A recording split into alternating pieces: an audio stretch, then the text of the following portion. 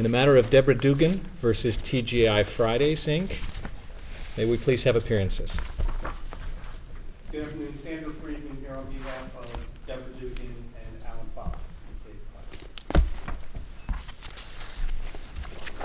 May it please the court, counsel, Michael Galford from the Locks Law Firm representing amicus, New Jersey Association for Justice. Thank you.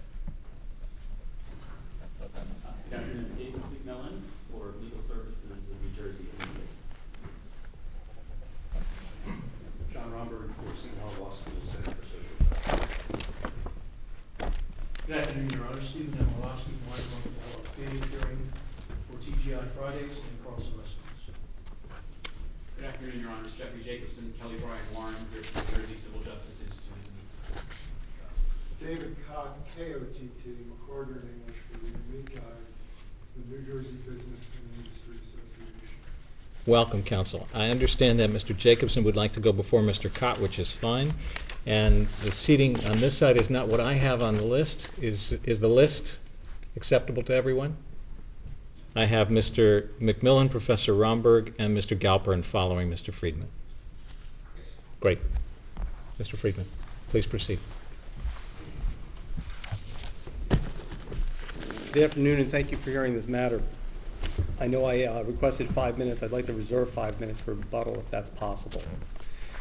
Fridays conducted a 30-store test comparing 15 stores with menu beverage pricing disclosures against 15 stores without menu pricing disclosures, and found that customers with pricing on the menu experienced a $1.72 per person decline as guests traded down. The test documentation declares that beverage pricing will not be placed on the menu. In the beginning, we thought of the core common questions as whether keeping drink prices off the menu violates NJSA 56-8-2.5, and that remains the core common question. However, this test and other documents obtained in discovery have revealed a price gouging scheme that affect customers across the board, and menu pricing disclosures is just one facet of that unconscionable commercial practice. The contours of this scheme, how it affected customers, and whether there is a remedy are fundamental central questions to every consumer's claim. Comparing those questions with the type of speculative, tangential questions the appellate division identified here puts the appellate division's ruling at odds with long-standing jurisprudence like Iliadis versus Walmart Stores and In re Cadillac. In Iliadis, the common questions were whether or not contractual and statutory obligations related to work breaks were systematically ignored. This court identified numerous individual remainder issues, including questions about the differences in supervisor discretion, the employee's subjective mindset, and whether each employee was even damaged. The court weighed the common questions about wrongdoing against the individual questions about causation and damages and found the class to be appropriate.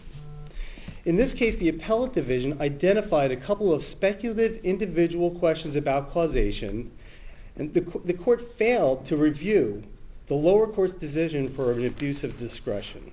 The court failed to give the plaintiff the presumption that their allegations were true. The court was unduly dismissive of plaintiff's proof that TGI Fridays did testing and market studies in support of a price gouging scheme. Yet, even if we accept the questions identified are bona fide individual questions, the court never weighed those questions against the common questions or the equitable considerations the way Iliadis and other case law require. This case features all of the factors that prompted this court to uphold class certification in Iliadis. The defendant is big. The individual damages are small. The victims are comparatively powerless. The common questions in this case are more prominent than the common questions in Iliadis. There are far fewer individual questions. The purported individual questions are speculative and even more amenable to management. Upholding the appellate division's decision effectively signifies that Iliadis is dead law. Yet this case shows why the standard set in Iliadis for weighing individual questions against common questions is the correct standard. TGI Fridays is a large corporation. They made big profits on widespread but nominal fraud, and they have fought this case vigorously. The case started out about a violation of a consumer protection statute, and it's still about that violation. However, once we conducted discovery, we would never have uncovered the scheme if this were an individual case about a couple of bucks. And that scheme needs to be uncovered, corrected, and punished. TGI Fridays has determined the fair price for their non-disclosed beverages, and then sets that price outside of good faith and fair dealing. They use beverage sales to push the total check threshold to a point of 10% below where their customers will take notice and think twice. TGI Fridays surveys and research indicate that their customers expect to see prices but will order without asking a server. TGI Fridays has determined this because customers presume reasonable prices, and the law requires reasonable prices when the price is not disclosed. TGI Fridays' very own studies show they set their non-priced beverages in bad faith. This discovery was not easily obtained. It took years of litigation.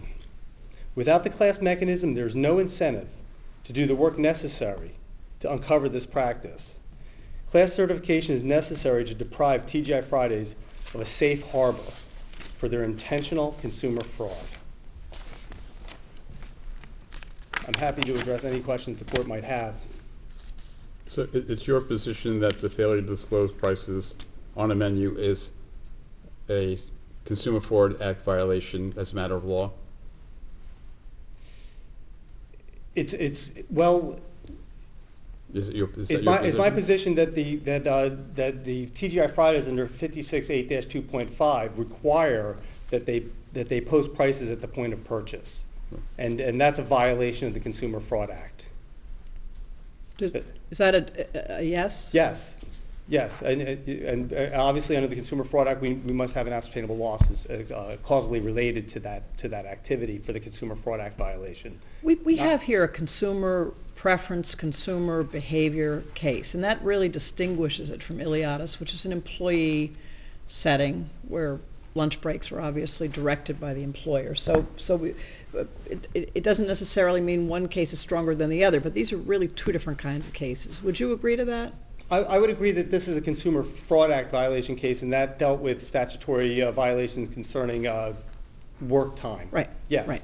And it's not just a Consumer Fraud Act case, but it's a Consumer Fraud Act case in which customer behavior, customer reactions, and decision making, and as that's reflected in your opening statement, is an important factor. Would you agree with that? I would agree that that's an important factor. I would also state that the common questions in this case, dealing with the common evidence and the common proof, all revolve around Fridays.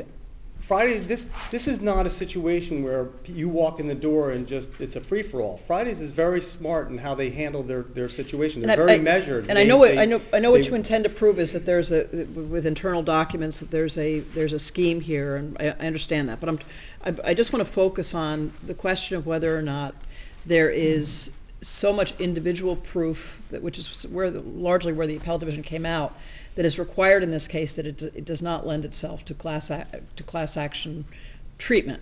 And by that I mean we have some level of interaction between the consumer and the business, where the consumer is deciding to order another drink. If you were taking one plaintiff's case, and I understand that's not cost effective here, but if you took one plaintiff's case, would you present evidence that your plaintiff would not have bought the second or the third drink had they known that it was going to cost a particular amount versus another amount? Well, they should have, well, as Friday's test, with the 15-store test, indicates that without having knowledge of what all the prices are of all the beverages, they found that when they do have information such as that, that customers would trade down $1.72 on average. I mean, in general, but let's just say yes. Theoretically, if you had one plaintiff, and let's say there was a lot of damages that made it worth your while, and I understand there wouldn't be here. If you had one plaintiff, and your allegation was that there was an ascertainable loss because of the failure to put the prices on the menu and because of potential misinformation, would you have that plaintiff testify, well, I walked in, I was going to have one beer, I thought this is really inexpensive, so I continued to drink more, not knowing that I was going to be charged more. That kind of proof. If I have your question correct, I believe we can prove our case through Friday's pricing itself, because we know that Fridays through PA8 determined what the fair and reasonable price was for a beverage, and they didn't charge that price. They charged a price in bad faith. So if I'm answering your question, under general principles of law, when a term is not disclosed, Fridays cannot turn around and now charge a bad faith price. So they can only charge what they believe is a good faith price without that term disclosed. Okay, but how many times? The question that Justice Patterson raises this issue that has been of concern to me. Doesn't necessarily go to whether you have a class, but it goes to how many times a customer can say that he was or she was the victim of a Consumer Fraud Act violation. After going to a TGI Fridays, ordering drinks, presumably you get a receipt and you're able to see what the charge is. Can the customer charge more than one violation, multiple violations after the customer has been placed on notice through means of a receipt? You following me? Yes, I believe there would be a Consumer Fraud Act violation for every time the customer went back, but there may not be the ascertainable loss caused by the consumer. So without an ascertainable loss, how is there a CFA? For the second visit. If I understand your question correctly, for the second visit. You'd have first-time victims. But the second time, you're not going to have an ascertainable loss because presumably they're on notice of what the prices are. The problem is they're never on notice about what they could trade down to. So going back to why they have to put all the prices for the offers, you know, if you have knowledge of buying a mojito is $9 and buying a margarita is $8, you now can make a more informed choice. And the law requires that because our legislators have made a determination that under 56.8-2.5 that you have to post the prices at the point of purchase and at the point of the offering. So when you're offering those beverages on the menu, which Fridays does, they don't disclose what the individual prices are. I thought your cause of action was not trading down to a different drink, but rather that they were not aware that there was the second drink was a higher cost than the first drink. At least it's to the beer. It wasn't one beer $5, but then they charged $5.19. So it wasn't a question of trading down to another drink. I thought it was that they were not aware of the full cost as compared to what they thought it cost. Well, I was answering the question that if the second visit you'd come back and find out that it would be a different price. But I think either way, we have we allege two different concepts of loss here. One is under the Consumer Fraud Act under the Unconscionable Commercial Practice, and the other one is under the Truth in Consumer Contract Notice and Warranty Act. If you're presented with the menu, you'll certainly also be a part of the class with that presentation under the Truth in Consumer Contract Warranty and Notice Act, and that's a per se violation for an agreement of $100 per person. And you're saying that the menu is a contract? I am. If it's not a contract, it's certainly a sign. It's a notice of what they offer for sale. Does the TCCWNA require a contract between the consumer and the defendant? Yes. It's one of. It doesn't require just a contract. It could be a sign. It could be a notice of warranty. It could be a.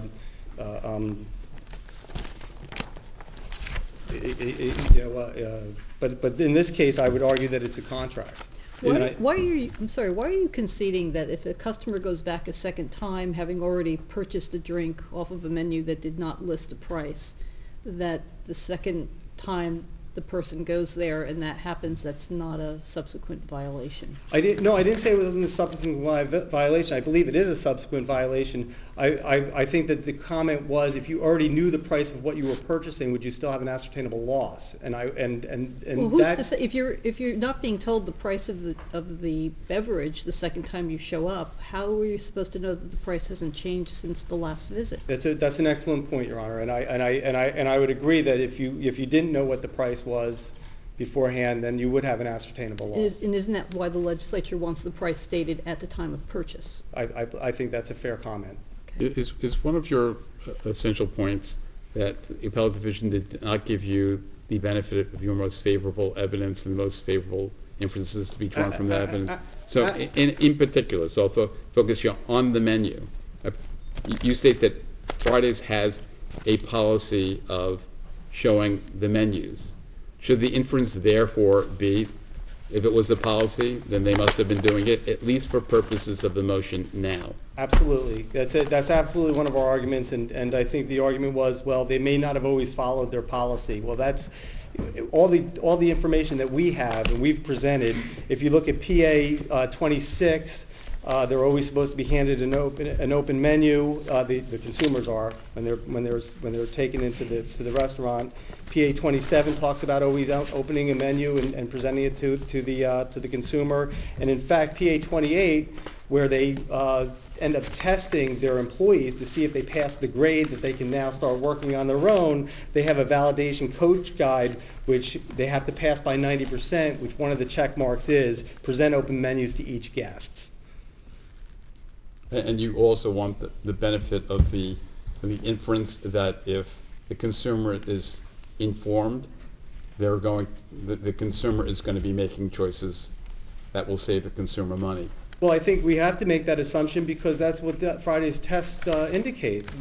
Fridays did a 15-store test. They took 15 stores and another 30 stores, 15 that were comparable to another 15, and they put prices on one set of 15 stores. They left prices off the other set, and they made a determination that guests trade down to $1.72, and then they proclaimed that prices will not be put on the menu.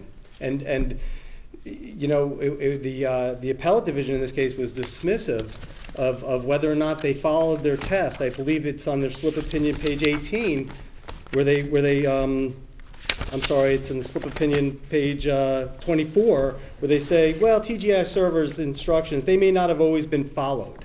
And I found that to be incredibly dismissive of what the allegations were first and foremost, but also what the proof showed throughout the litigation. At least at this stage, where you're entitled to the most favorable inference, and you're saying I'm entitled to an inference that if they had a policy that their servers show the menu, that they in fact did, unless. That's absolutely correct. You know, and we know that from Lee versus Carter Reed that we're supposed to take the court's supposed to look at and view it in a favorable light of the allegations made and the proofs presented. I'm sorry, Justice Alvin, please finish. How do you find the members of this class? How are you going to track them down? Well, you know, we had a lot of work with the lower court judge in this case. We obtained 3 different claims administrators. The lower court interviewed all 3 of them.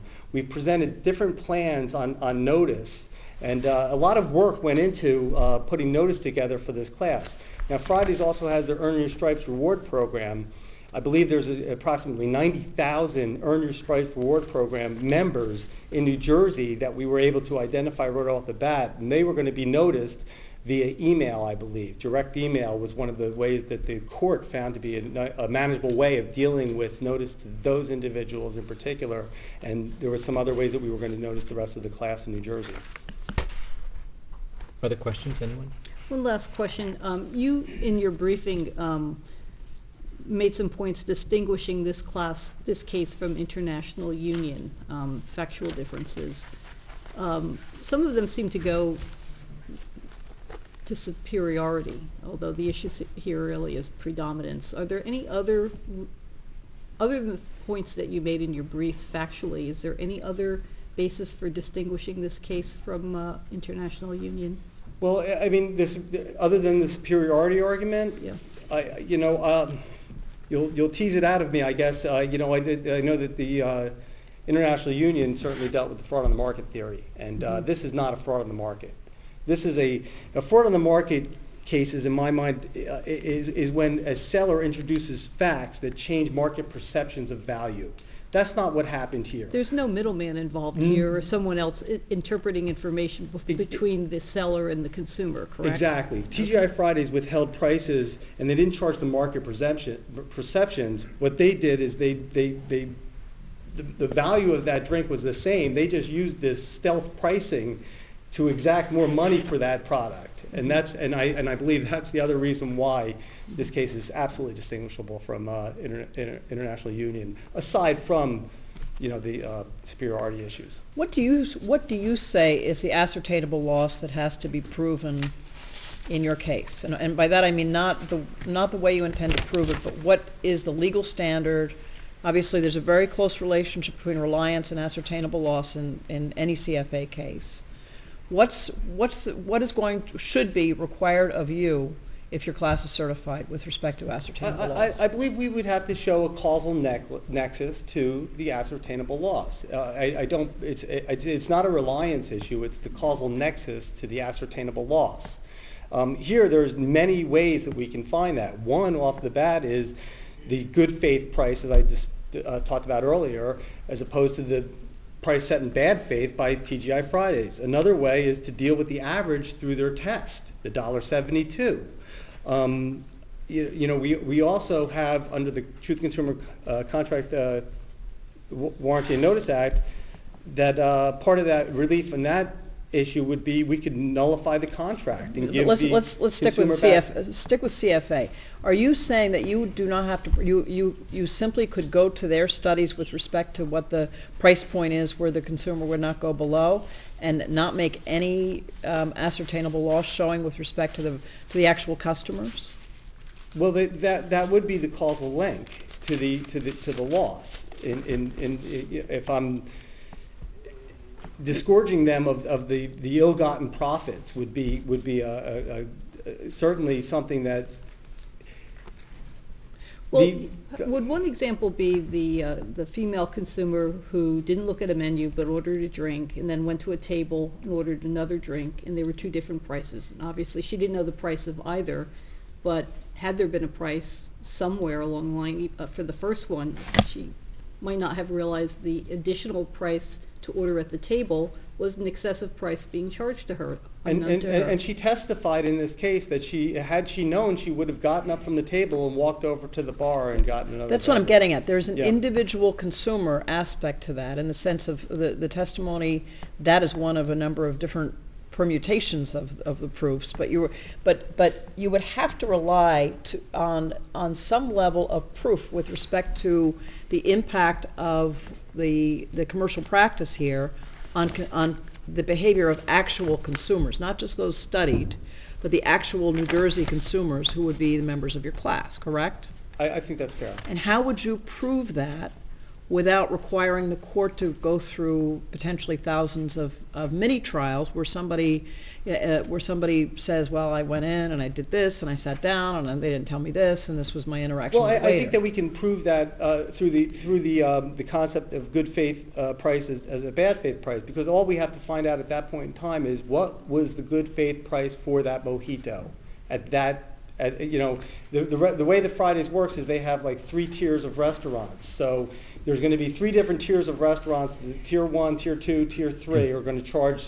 different prices for that mojito. So you're going to have possibly 3 different charges for that period of time, and that charge between what the good faith price would have been and the bad faith charge that was made could be the ascertainable loss on an individual basis. What's bad faith about charging more to sit at a table than to stand at a bar?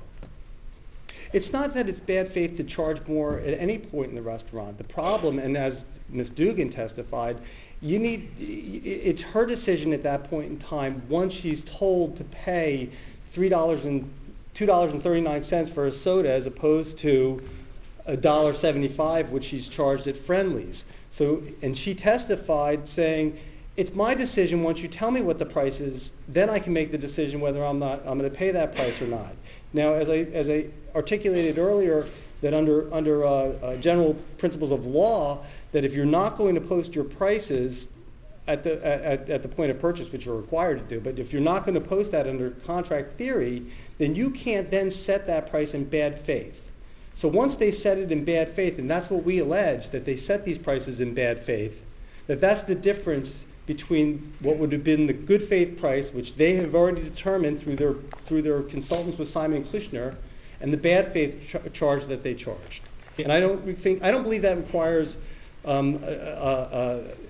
difficult in management. I think that the lower court understood this and was ready to take on that test. I want to understand the breadth of what you're describing as bad faith, and maybe you could give us an example with a particular case, particular fact pattern.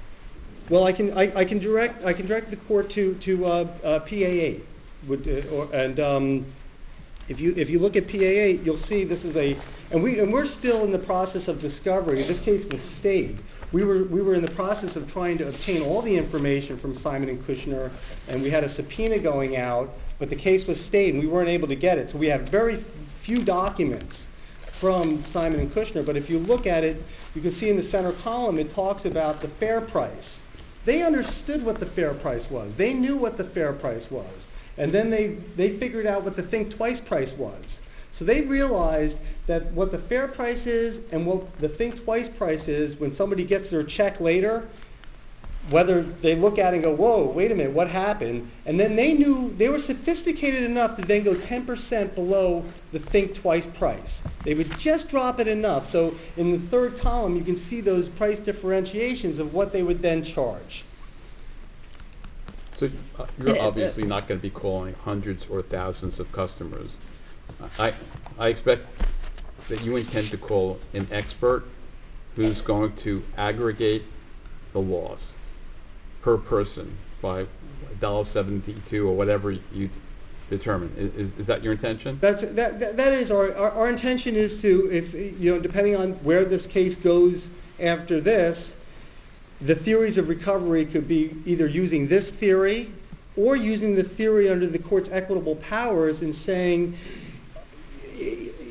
under a fluid recovery, the appropriate thing would be to disgorge Fridays $1.72 if that's what they figured out that their profits were had they not put prices on the menu. That may be the easier way to do it. The court may decide to manage it another way. But it's certainly either way, I believe, manageable.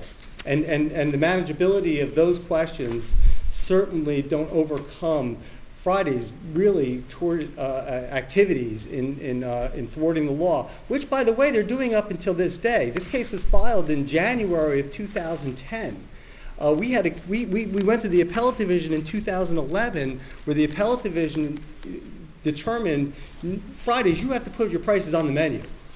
This applies to restaurants. This applies to you. And we came back to litigate it some more. And to this day, as I stand in front of you, they're still not putting prices on the menu. If somebody is presumably a lawyer with who's very well paid, let's say they're a regular Fridays customer and they also go other places, price is not a consideration. They're in our profession, so they're just going to pay anything. But not on our bench. But not on the bench. Not on our bench. Good point, Justice Timpone. Always making a good point. Is that individual? Let's say that somebody, if they were asked a question, asked about this, to be honest with you, I don't care. I go to Fridays because my friends do. I don't care. I pay double. I've got a good budget for drinks. Is that individual a member of your class? That individual was met with a wrong. If that individual wants to opt out or not make a claim, then it would be up to that individual.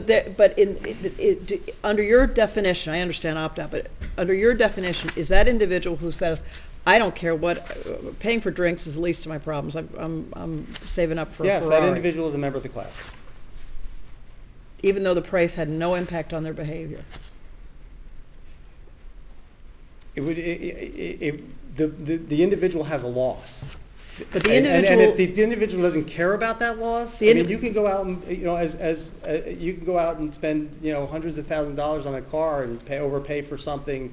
I guess if you want to do that, you can do that, but it doesn't mean if you're met with activities that violate the Consumer Fraud Act that you're not a victim of it. So an individual who says, no matter what they charged, whether they told me or not, I was going to go to Fridays because that's where my friends hang out, and I was going to go and buy 3 drinks that night and every other time I visited. does that individual have an ascertainable loss? Yes, that individual has an ascertainable loss because that individual is met with a price higher than Fridays is allowed to charge. Now, whether or not... Just Alvin, if we could just hear the end of it, I'm just... There's no reliance component as it relates to the Consumer Fraud Act. I understand that. So I'm not using reliance. I'm talking about ascertainable loss. The person would have gone anyway, doesn't care, would have bought twice the number of drinks if they felt like it. It doesn't matter to that person. They would have been there anyway. Does that? I understand reliance. They were a victim. They were a victim. So do they have an ascertainable loss under the CFA? And if so, what is it? I believe that they would have an ascertainable loss, and they could make a claim, and the difference would be either the $1.72 or the difference between the good faith price and the bad faith charge that they were charged. If they don't care about getting ripped off, then that, I guess, is their business, and they could. But I don't. I hope I'm answering your question. Maybe I'm not. You understand what I'm getting at? I think but if you have an individual who, if you look at this as an individual claim, if you have an individual who says, I didn't understand what I thought I was charged $2 and then I got charged $4. I understand. You know, there's a distinction there. And I guess I could take it to the ridiculum. If I was walking down the street and I got punched in the face, and I kind of liked it, you know, is that an assault? Well, I didn't mean to go that far, but I feel like No. Just please understand what I'm getting at. If as I understand it, a big part of your claim is that people would not have kept buying drinks or wouldn't have bought the first one if they'd known that what the prices were going to be. So I'm just want to know if the person who if they knew or not knew, they still would have engaged in the same behavior, is a member of your class. You know, it's kind of like the Truth Consumer Contract Notice and Warranty Act. They didn't get presented with the menu, but they still have an aggrievement because they were presented with something that violated the law. And our legislators have. I've heard this is what I think I've heard you say, that even if the person didn't care, had Fridays fairly priced this at $1.72 less, the person would be out at $1.72. And that had it been on the menu at $1.72 less, he would have paid $1.72 less. Yes. That's your point. Yes. Does the Consumer Fraud Act, now let me just ask one more question. I know Chief want to wrap up, but does the Consumer Fraud Act make it actionable to charge a price that is higher than what would be considered a fair price? Fridays could charge whatever they want for any beverage as long as they post the prices, and as long as they're within the law. Then there wouldn't be if the prices were posted on the menu, there wouldn't be an action here. Okay. Yes, there's no action for charging an unfair price. Is that right? It wouldn't be unfair if they told you.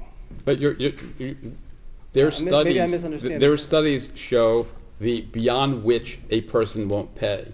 So I take it your position is they ain't going to be charging that high price when people won't be purchasing the beverage. They've already figured out from their studies what a reasonable person would pay. Right? Am I mistaken? Yes, but remember, that's the think twice price what they would get after they've already drank the beverage.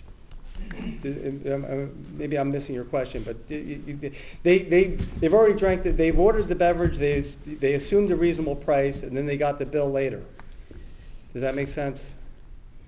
I take it that no establishment will charge a price beyond which people will pay. So they obviously have their reasonable price, and that's what you're going to have to prove. I'm going to have to prove that they set their prices in bad faith. And in understanding your answer to ascertainable loss that Justice Patterson was asking you and Justice Alvin, you keep emphasizing a causal nexus. But in stating a case that should be allowed to proceed, your position seems to be that you don't have to prove that it was the causal nexus. It was simply has a causal link to the ascertainable loss that was And I think that's experienced. how the statute reads. And I think regardless of the ascertainable loss under the CFA, there's also a claim here under the Truth Consumer Contract Warranty and Notice Act. And isn't that consistent with Iliadis? There may have been multiple reasons why people didn't take breaks, but as long as there was potential link to practices being engaged in by the employer, that allowed that class to go forward. And that's similar to what you have here. That's true. And in Iliadis, they even delved into why they took the break, and they were found that to be manageable. And there was actual, they had to actually deal with that too. I just want to make sure I understand you your did. point on causal nexus. Counsel, you said just in response to Justice Alvin's question that you're going to have to prove that they set their price in bad faith. And I'm still struggling to figure out exactly what you mean by that. My question is, when you use words like unfair price and bad faith, are you adding flavor to this, or are you using them in some sort of a legal manner? Are you simply arguing they should have posted the price and it was wrong for them not to have done so without the label? I think we briefed the issue on the UCC that if the price is missing from the terms of a contract, then that contract, that seller cannot then exact a price in bad faith. That it has to be. Well, you use bad faith. Aren't you talking unreasonable? Yes. An unreasonable amount. I'm trying to figure out what bad faith means. As long as it's posted and consumers are aware, they can charge wherever they want. So it wouldn't be unreasonable if it was higher than everywhere else, like $10. And as I long think as your position is it's because it wasn't posted, not because the price was high, correct. but because it was posted. When you say unreasonable or bad faith, it's because it wasn't posted, not because it was higher than perhaps the restaurant next door or the McDonald's down the street. That's correct, Your Honor. But since they didn't post it, you're not going to have any damages at all unless you're able to show that the price which was charged was unreasonable. Because if you don't get there, you're not going to get a return on damages. I think collectively they have to set their price pursuant to legitimate business practices, and if they're setting their prices outside of that, I think that would be the ascertainable loss. So if they of the had their consumer study, fraud. as you describe it, and their think twice price and their price their 10%, all of that, and everything was posted, you wouldn't have a claim. If they posted their prices, we wouldn't have a claim. If they posted their prices, we wouldn't have a claim. So you're not saying there's a violation of the CFA when any merchant does research in order to figure out what people will pay for its product? No, there's menu engineering is done all the time by restaurants, and they decide where to put their prices. And if they post their prices and people decide that they're too high and don't want to go there, then that's how it's supposed to work. But when they don't post their prices and they use stealth drink prices to exact a larger number, which in this case, and the record shows $1.72, that's where the ascertainable loss comes into play. I think we have your position. We'll have you back on rebuttal. Thank you. Mr. McMillan.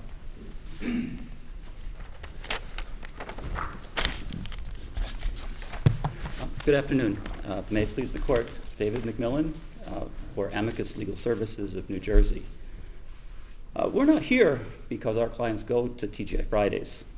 We are here because our clients routinely purchase necessities like food outside the restaurant context, shelter, transportation, utilities, health care, furniture and appliances, insurance, cemetery sites, if we want to look back to the Olive versus Graceland case. And all of those activities are in markets where low-income consumers face unique challenges, including differences in levels of sophistication, the cognitive overload caused by having to make ends meet day in, day out, and by the need to stretch limited resources. The result is that low-income consumers are especially vulnerable to sharp practices, especially likely to find that the effects hit hard even in small-dollar cases. And that's why this Court has long recognized in cases like Perez versus Rent-A-Center, Riley versus New Rapids Carpet, Gonzalez versus Wilshire Credit, Kugler versus Romaine, Iliadis versus Walmart Stores, and many others, that low-income consumers have a particularized need both for the protections available under our consumer protection laws and for the class action mechanism to fulfill its historic mission of taking care of the smaller guy in implementing the protections under our consumer protection laws. Here the misconduct is palpable. As we understand, and Fridays took its drink prices off the menu. And that violated Section 2.5 of the Consumer Fraud Act. That's a per se violation. The class members suffered harm because they were each left without the price information that they needed to make informed judgments when comparing prices, both within TGIF itself and across, and with respect to other restaurants that they might have charged. And when you think about it, having prices is important. The appellate division recognized that in Ray Johnny Popper. I'm sorry, I missed what you said. You said having what is important? Knowing the price of what you're purchasing is important. The appellate division recognized that in Ray Johnny Popper in used car sales. If you think for a minute about imagine going to the grocery store and not seeing any prices posted, especially if you're watching your budget. You're at a loss. Imagine a restaurant that doesn't put any prices on its menu. And that's really where a case like this goes if there is no meaningful remedy under our Consumer Fraud Act. And drilling in, focusing in particular on the Consumer Fraud Act claims, I think it's worth remembering that there are two separate claims here. First, there's the per se Section 2.5 violation. And every class member was the same because no class member received what Section 2.5 requires, which is posted prices. They were all harmed in the same fashion because they all paid higher prices that would not have been possible to charge but for leaving the prices off the menu. And there's a second CFA claim. That's under Section 2, perhaps more familiar, and that's a a knowing omission of material fact. You have to get several words in the correct order there. And here, the causation chain is a little bit more attenuated, and you do have to look at each particular consumer. And I'll come to the issue of, do you have to look at each consumer's behavior and did they care enough? And that's not really the Section 2 focus. The Section 2 focus is whether there is a causal link, whether there was a harm, there was a violation, and there was a harm that was suffered. Here, someone who didn't care about prices still was harmed. And if you think about it in connection with the history of this court's 40-plus years of class action jurisprudence, if that wasn't the case, then the a vast swath of this court's class action jurisprudence wouldn't have proceeded the way that it did. In Perez versus Rent-A-Center, for instance, each consumer was a different person. There were consumers in the Perez versus Rent-A-Center class who cared about the prices that they paid, and there were consumers, it's easy to hypothesize that there were consumers who didn't care about the prices that they paid. Happened to watch the movie Patterson recently, and there was Rent-A-Center, still the most colorful store on Main Street in Patterson. They set themselves up to get people to want to come in. So in a wide variety of consumer cases, there are issues about each that are different among each of the consumers in the class. That doesn't mean that the harm that they suffered and the reason that they suffered that harm isn't the same. So what would have to be proven as to the individuals in the Section 2, not talking about the per se violation? The causal link here is that there is evidence that the prices were increased.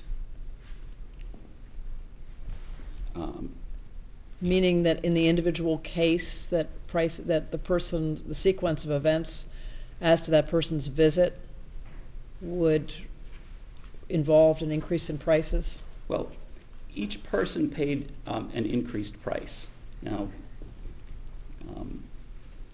to the extent, if any, that reliance is relevant to causation here, and we get there in part because reliance is often a part of the causation analysis in affirmative misrepresentation cases. But we follow through three different arguments here.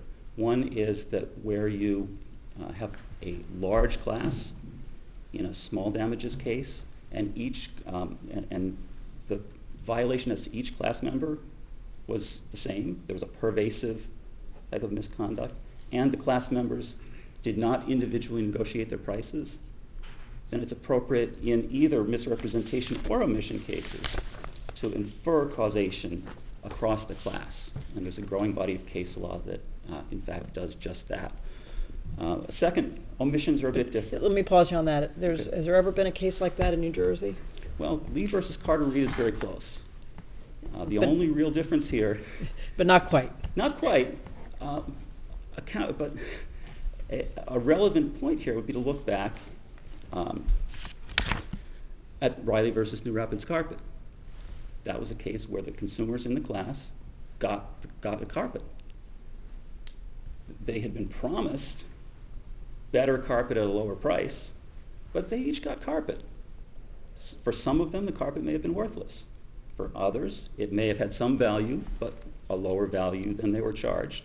And for others, it may have been perfectly fine. And so I take it the theory here is the reason why the prices aren't posted is because the establishment can therefore charge higher prices. But if they had to post it, they would be charging lower prices. And they had charged lower prices, then all the members of the class would have benefited from the lower price. Is that the theory? Yes. And in Lee versus Carter Reed, the only real difference there is that it was possible to say that the product had no value. Here, the product likely does have some value. It's just less than what each consumer was charged. Thank you, Counsel. Thanks. Professor Romberg?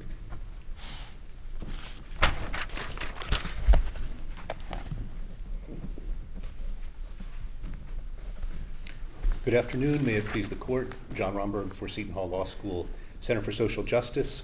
And I think what may be very helpful here and address Justice Patterson's concerns is to explain that there are two different sorts of causal mechanisms in play here, one of which implicates consumer behavior and the other of which does not.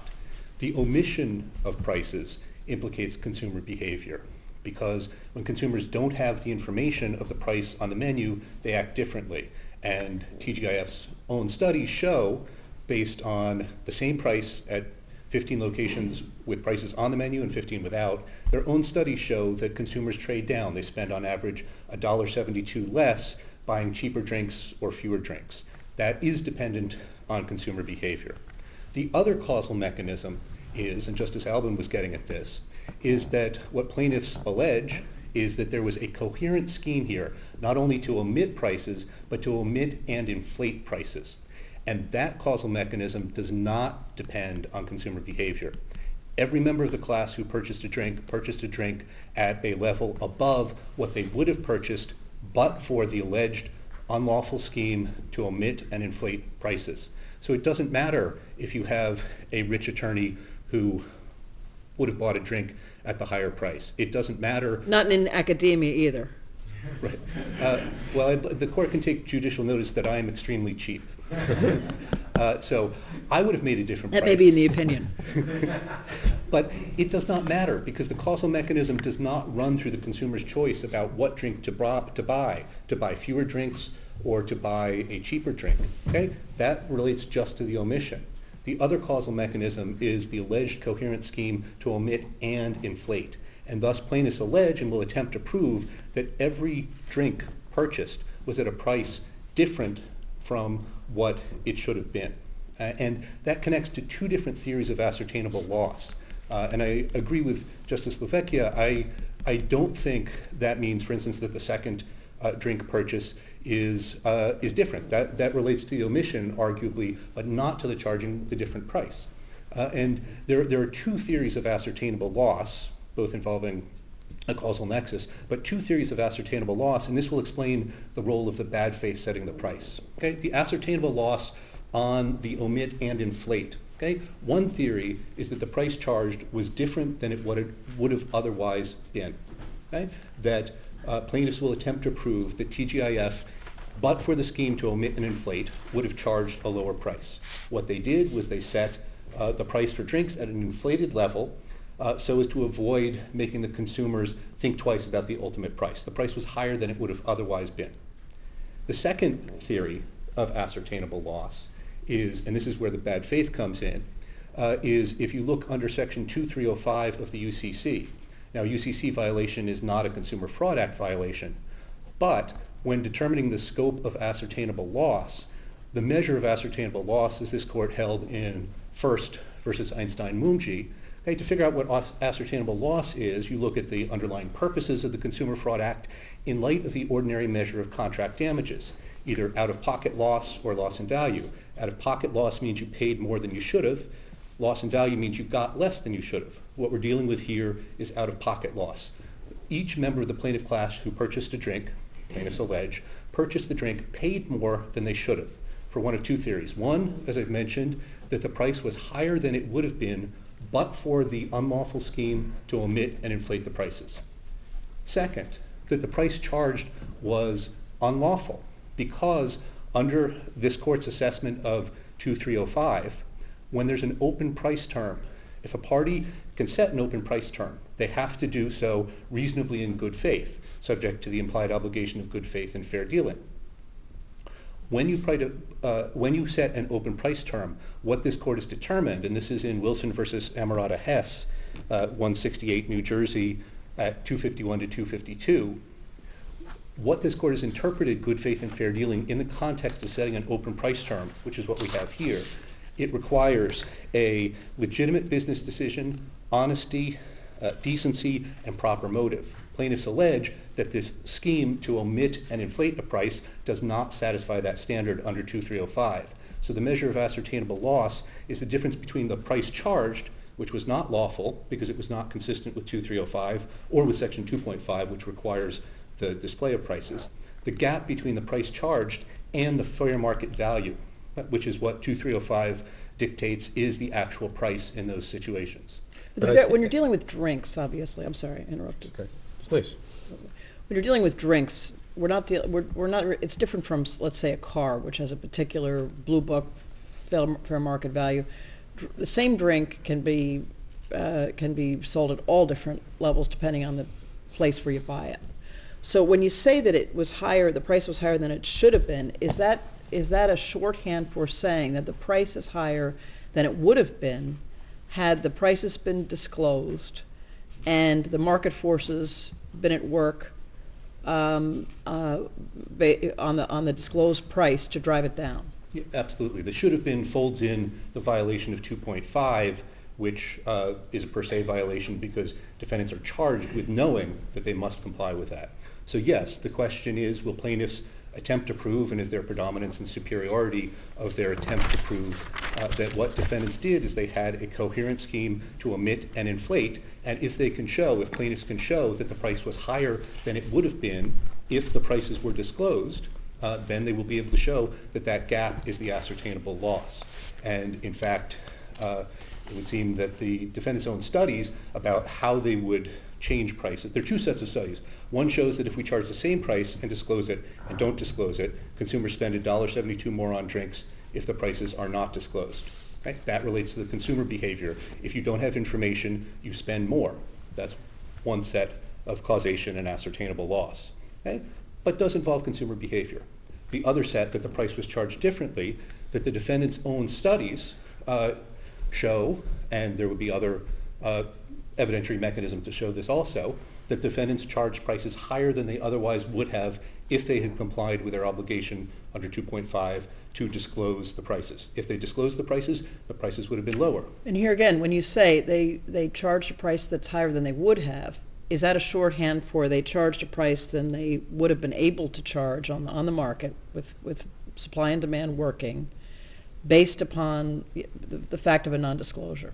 In other words, they could have charged the higher price, but they would make less profit because they would have lower sales. Yeah. That if they're maximizing their profit and looking where the demand and supply curves cross, then there's a different price based on whether you disclose the price or not.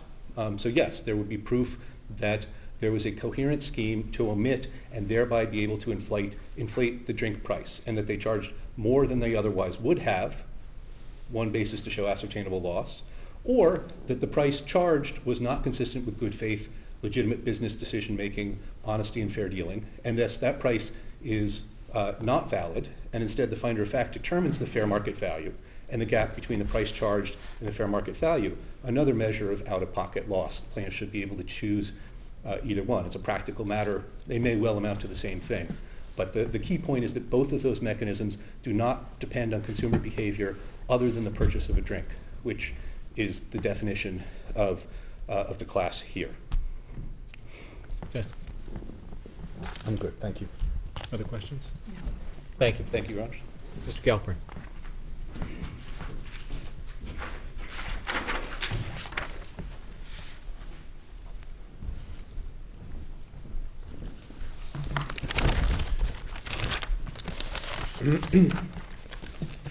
Thank you. May it please the Court. Michael Galpern with the New Jersey Association for Justice.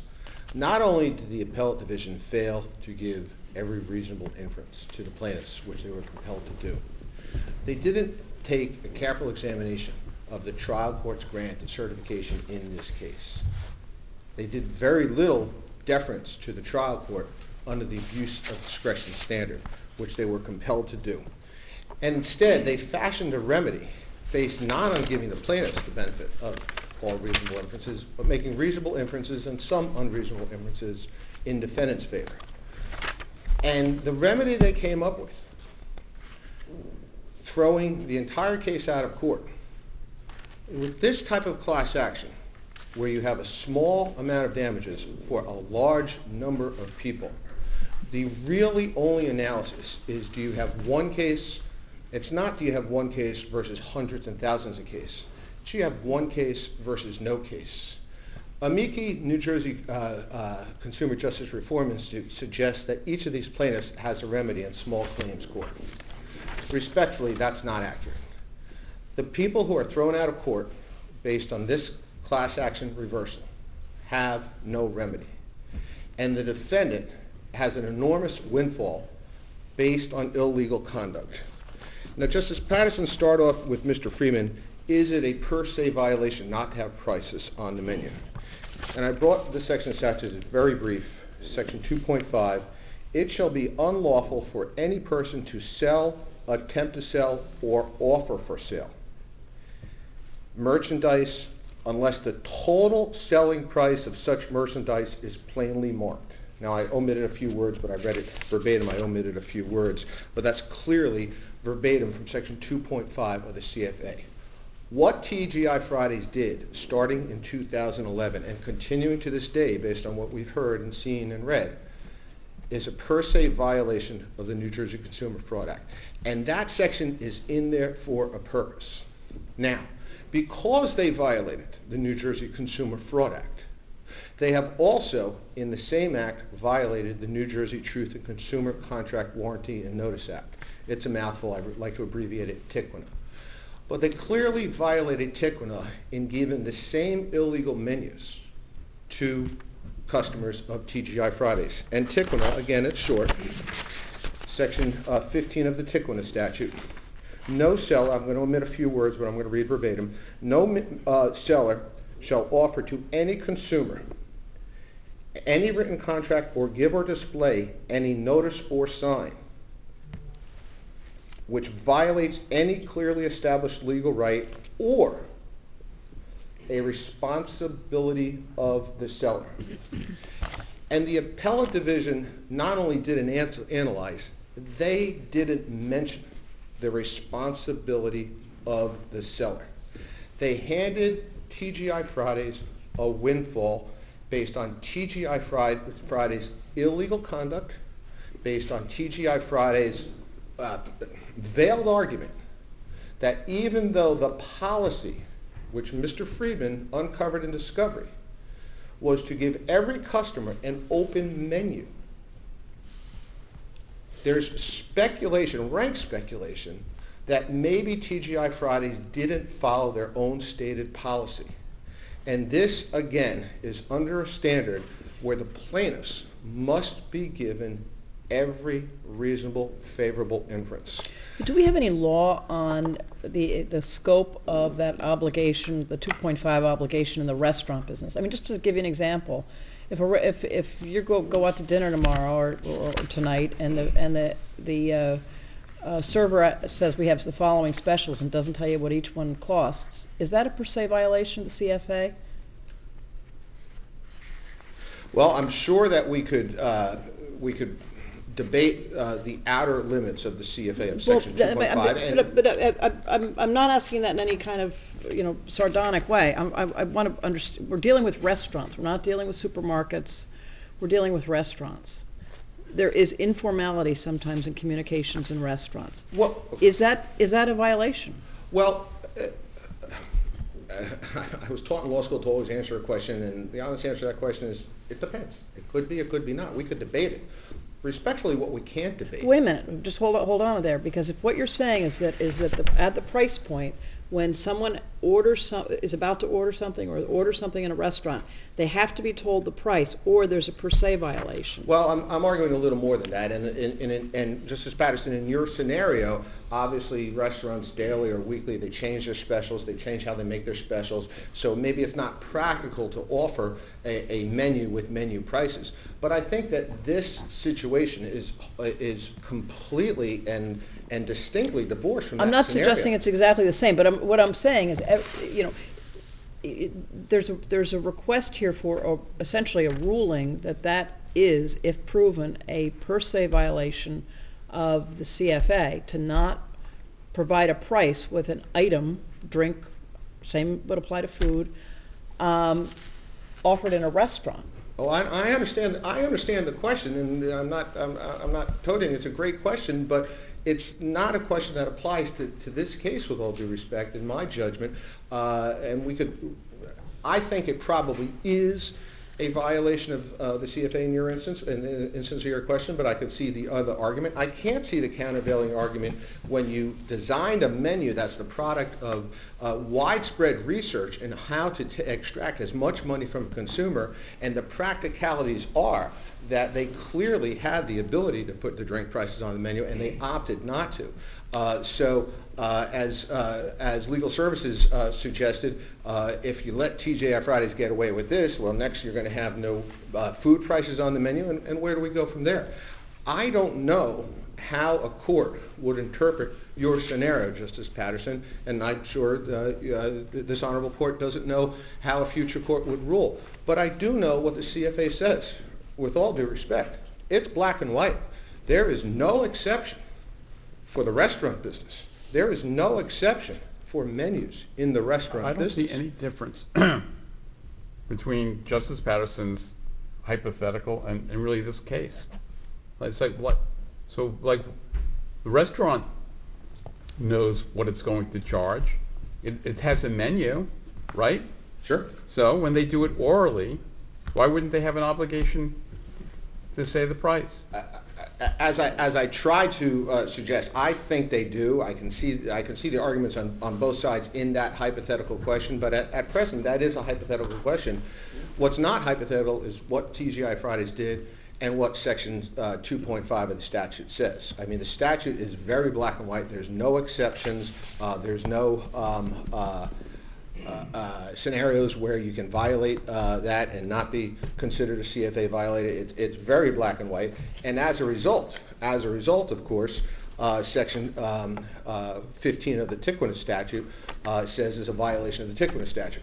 There was a discussion with one of the other amici about ascertainable loss. Respectfully, the ascertainable loss issue at this juncture is not a question of predominance. That's a question of manageability. And as the trial judge in the companion case of Bozzi stated, we may need to have subclasses. It happens all the time in class action litigation. But the wrongest remedy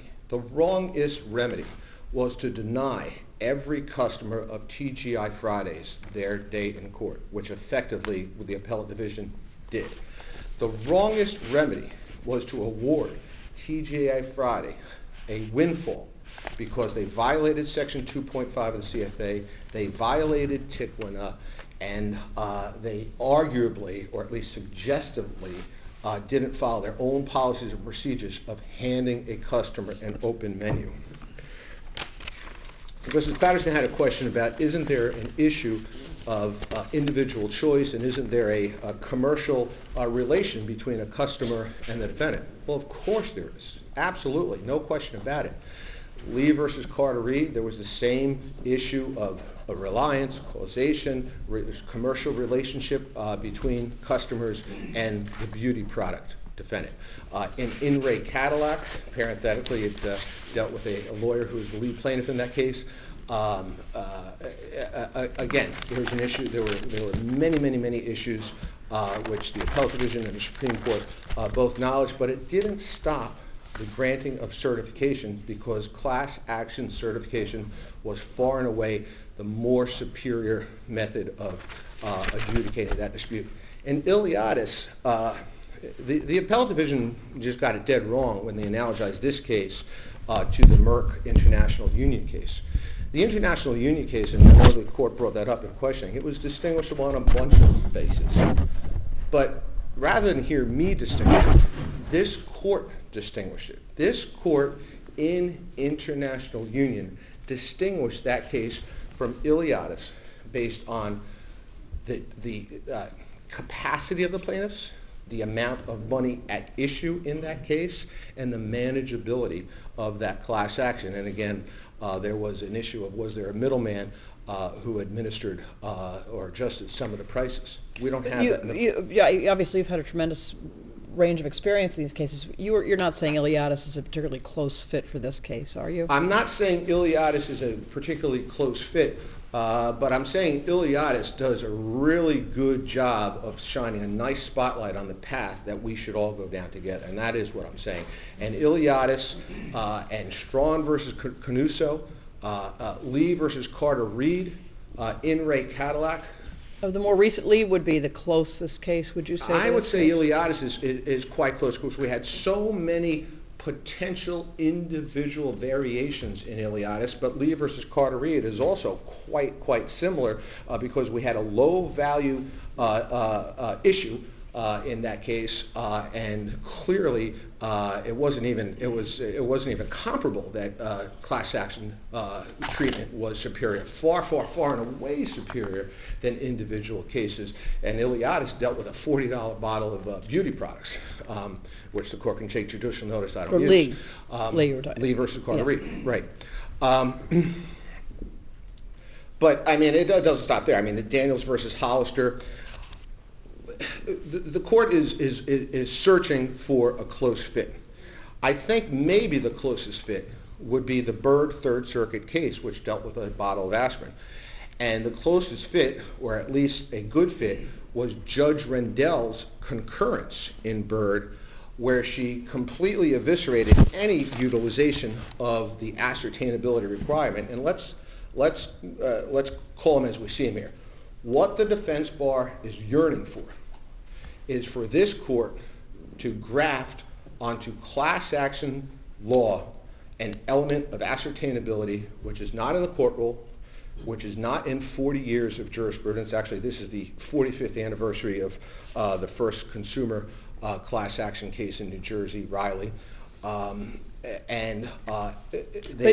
ascertainability has a potential role. I mean, and there's no ascertainability requirement, obviously, but ascertainability is relevant to predominance, is it not? Well, not in this case, and in way fewer cases than the defense bar would have you believe. And I think Judge Rendell, in her Byrd concurrence, if I may quote briefly, 784 F3rd at 175, imposing a proof of purchase requirement does nothing to ensure the manageability of a class or the efficiencies of class action mechanism.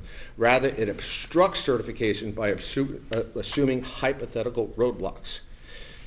A little further on down the page. The concerns regarding the due process rights of the defendants are unwarranted as well. There's no evidence that in a small claims class actions, fabricated claims impose a significant harm on the defendants. The chances that someone would, under penalty of perjury, sign a false affidavit stating that he or she bought Bayer aspirin for the sake of receiving a windfall of $1.59 are far-fetched at best. Mr. Galpern, I'm going to ask you to try to sum up your argument, please. Summing up, that's what we have here. We have a really small value case, and the defense bar is trying to conflate the issues of manageability with predominance. The predominant issue in this case is TGI Fridays' continued wholesale violation of the CFA and superimposed on that the TCCWNA statute. The remainder is an issue of class action manageability that trial courts deal with every day. Thank you. It's been an honor. Thank you very much. Thank you, Mr. Orlovsky.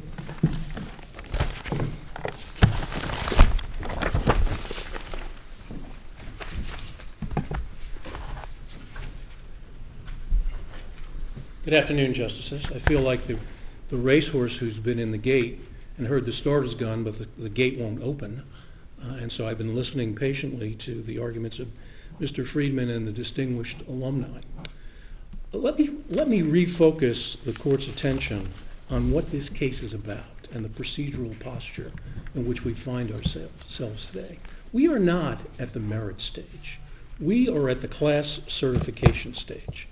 The trial court had an obligation under the jurisprudence of this court, and I don't think it's disputed, to conduct a rigorous analysis of the factors under the class action, New Jersey's class action rule, 4:32-1.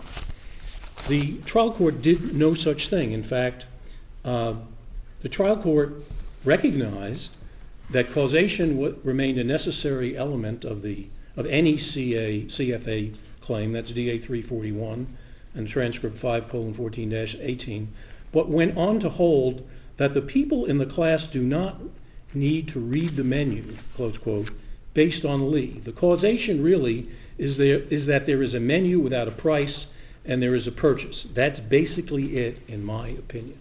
Now, I don't think there's any doubt or any dispute that a Consumer Fraud Act violation requires proof of unlawful conduct, which results in an ascertainable loss, which is caused by the unlawful conduct. That's what the CFA is all about. There are no presumptions, there are no inferences. We're not talking about the merits. We're not talking about trying the case. We are talking about meeting the requirements of the class action rule. Now, and with respect to TCWNA, that also, an element of TCWNA is presentment. Now, one of the obligations of plaintiffs' class action lawyers is to meet the requirements of Rule 4:32-1, and those requirements are well understood. The class is so numerous that joinder of all members is impracticable. There are questions of law or fact common to the class. The claims or defenses of the representative parties are typical of the claims or defenses of the class, and the representative parties will fairly and adequately protect the interests of the class. And then B3 is the court must find that the questions of law or fact common to the members of the class predominate over any questions affecting only individual members, and that a class action is superior to other available methods for the fair and efficient adjudication of the controversy. This is a case about omitted prices on the menu. This is not about fair prices. This is not about price gouging. Now, Mr. Friedman began his argument this afternoon by pointing to a study. I think he called it a 15-store study. What Mr. Friedman failed to point out to the court, that there is absolutely no evidence in this record, zero, none, that study had been implemented or was in effect or was being executed by TGI Fridays at the time that these plaintiffs purchased drinks at TGI Fridays. So his argument about that study is entirely speculative. And I might point out that, as the court knows, it is the burden of the plaintiff or the party seeking class certification to demonstrate that it meets the criteria in the rule for class certification, and Mr. Friedman had an opportunity to conduct discovery. And while he may have uncovered this smoking gun, or what he claims is a smoking gun, he did not bother to take any discovery as to whether it was in place, whether it was being implemented, what TGI Friday's purpose was in conducting the study. And of course the amici, distinguished amici for whom I have great respect, have pounced upon that.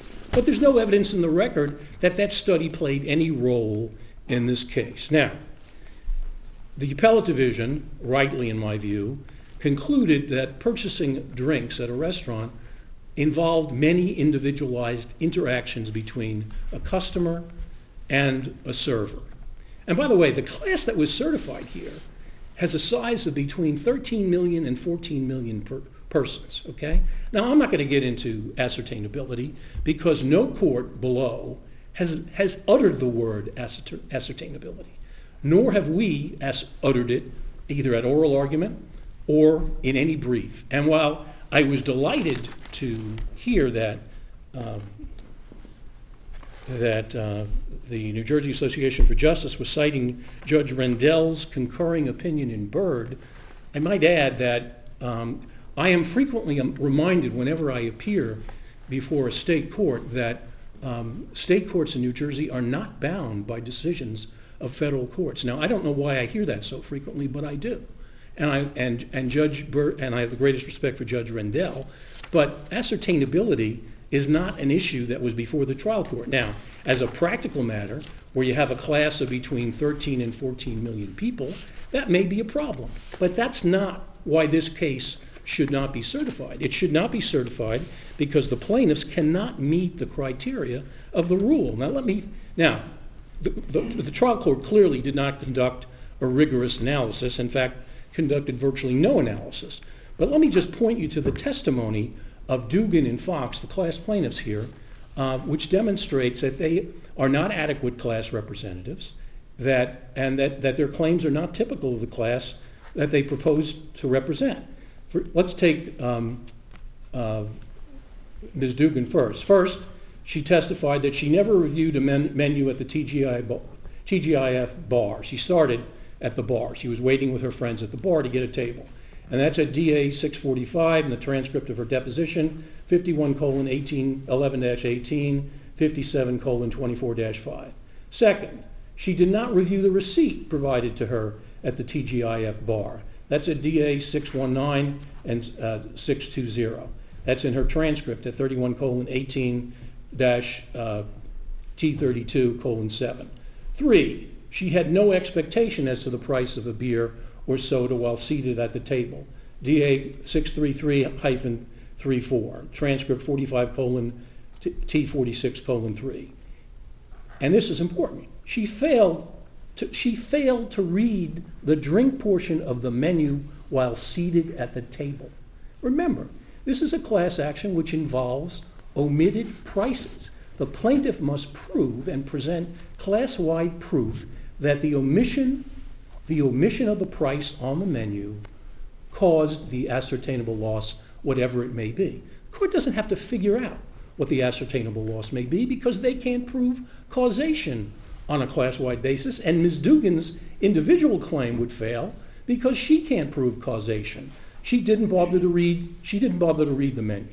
And finally, she said she had no recollection of purchasing the mojito drinks, mixed drinks that were the subject of her July 20th 2010 certification, and in fact dug the receipt that supposedly substantiated the visit out of her deceased husband's personal effects.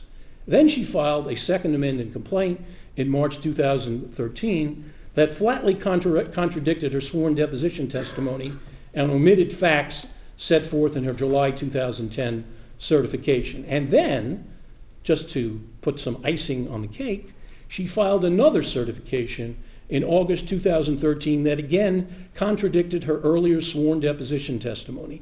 That's a DA 819. She now claims... Mr. Orlovsky, does your client dispute that providing a menu at its establishments that fails to list any prices for drinks is a per se violation of the CFA? I think we're bound by the first decision in the appellate division where the appellate division ruled on a motion to dismiss that they did state a violation, and that TGI Fridays and any other restaurant was obligated to post its prices. But we're not talking about that. We're talking about the causation. So respond to their theory and why it isn't satisfactory, even if their plaintiff didn't read the menu. So this is what I hear your adversaries saying. TGI Fridays omits the price because if they had to actually list the price, it would have to be less than the amount that they're charging. So what they're claiming is if you had to put it on the menu, it would have been $1.72 less for everyone, even for the people who didn't read the menu, and they're claiming they're all victims. Well, except that Mr. Friedman admitted that it doesn't matter what, they could have charged any price. The problem... Sure they can if they put it on the menu. They couldn't put it on the menu. I know, but their theory is you didn't put it... You're not going to overcharge on the menu because people won't buy the drink. What they're saying is you didn't put it on the menu because with Without it listed, you could charge more. But if you had to list it, you'd have to charge less. And had you charged less, the entire class would have paid less. That's what they're saying, whether or not the people read the menu or not. So what do you have to say to that? Well, what I have to say to that is that that would amount to strict liability, and the Consumer Fraud Act in New Jersey has never been construed that way. In fact, Justice Patterson alluded to that. Now, so wait a minute, then you would not disagree that the Attorney General, if he chose to act, could bring an injunction against your client? there's no question about that, Your Honor. But the Attorney General hasn't.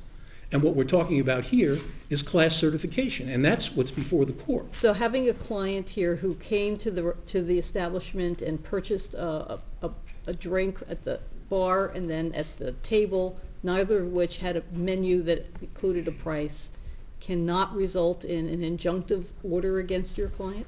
Well, Your Honor, I'm not suggesting that that couldn't happen, but that's not why we're here.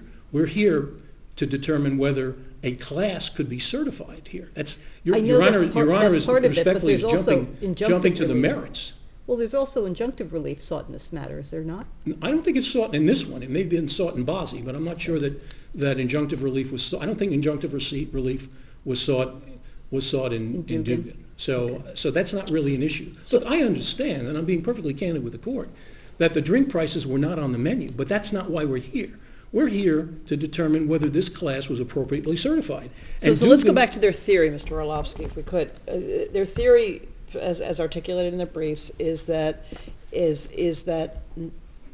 everybody who walked in and bought a drink at a higher price than that he or she would have bought it at had there been disclosure, and the chain of causation that they are suggesting is non-disclosure plus the bells and whistles of their study and in terms of the tolerance of consumers cause them to price it at a higher level than they would have been in a position to price it at had the prices been on the menu. But, Your Honor, that's a theory on the merits. Understand. That's a theory on the merits, and I don't know whether they can prove that. First of all, they never took any discovery with respect to this study that Mr. Friedman's been waving about, this 15... No, understand, but for purposes of if that's their claim, and we'll assume for the moment that we're not going to assume the merits of whether it ultimately wins, that's the way they say they would try to prove their case. So what individual differentiation would basically make this unmanageable? Well, Judge, Your Honor, that's a theory that hasn't been advanced before, and frankly wasn't the issue that was before the trial court. And in fact, the trial court didn't rely on that theory. In fact, the trial court relied on Lee v. Carter-Reed. Now, there's some very interesting trenchant analysis in that decision by Justice Albin, which, in my view, distinguishes this case completely from Carter-Reed. And that language is, under plaintiff's scenario, the ascertainable loss here is the purchase price of a bottle of broken promises. Each purchase of Relicore not refunded is an out-of-pocket loss. Now, what that meant, Relicore was this diet supplement which was completely valueless, without value. You're saying this was actual alcohol, so it's not a bottle of broken promises. Well, but the point is the misrepresentations were on the bottle. The individual plaintiffs purchased it. It had no value. Clearly, they bought the bottle of Relicore, the bottle of broken promises, based on the misrepresentations, and they clearly had an ascertainable loss in the amount that they paid. So that's completely different. I mean, the trial court cited Carter-Reed. That's completely different than what we're talking about here. We're talking about individualized interactions between a customer purchasing a drink from a server. And if you let me go back to Dugan and Fox, Fox had similar problems. Fox's purchases had nothing to do with any purported omissions on the menu. His purchases were based on his interaction with the server and his admitted personal desire for an attitude adjustment. He also couldn't recall reading the menu to ascertain the price of the 3 Mai Tais he ordered in 2007. His dissatisfaction was not with the price he was charged, but rather with the price he was quoted being incorrect. Okay, so his claim isn't typical of the class he seeks to represent. Remember, this is a class action that was certified to deal with an alleged violation of the Consumer Fraud Act involving omitted drink prices from menus. These folks did not rely on the menus, or their testimony is clear that they made decisions which had nothing to do with the omission of drink prices from the menu. Does it make a difference if they were all overcharged?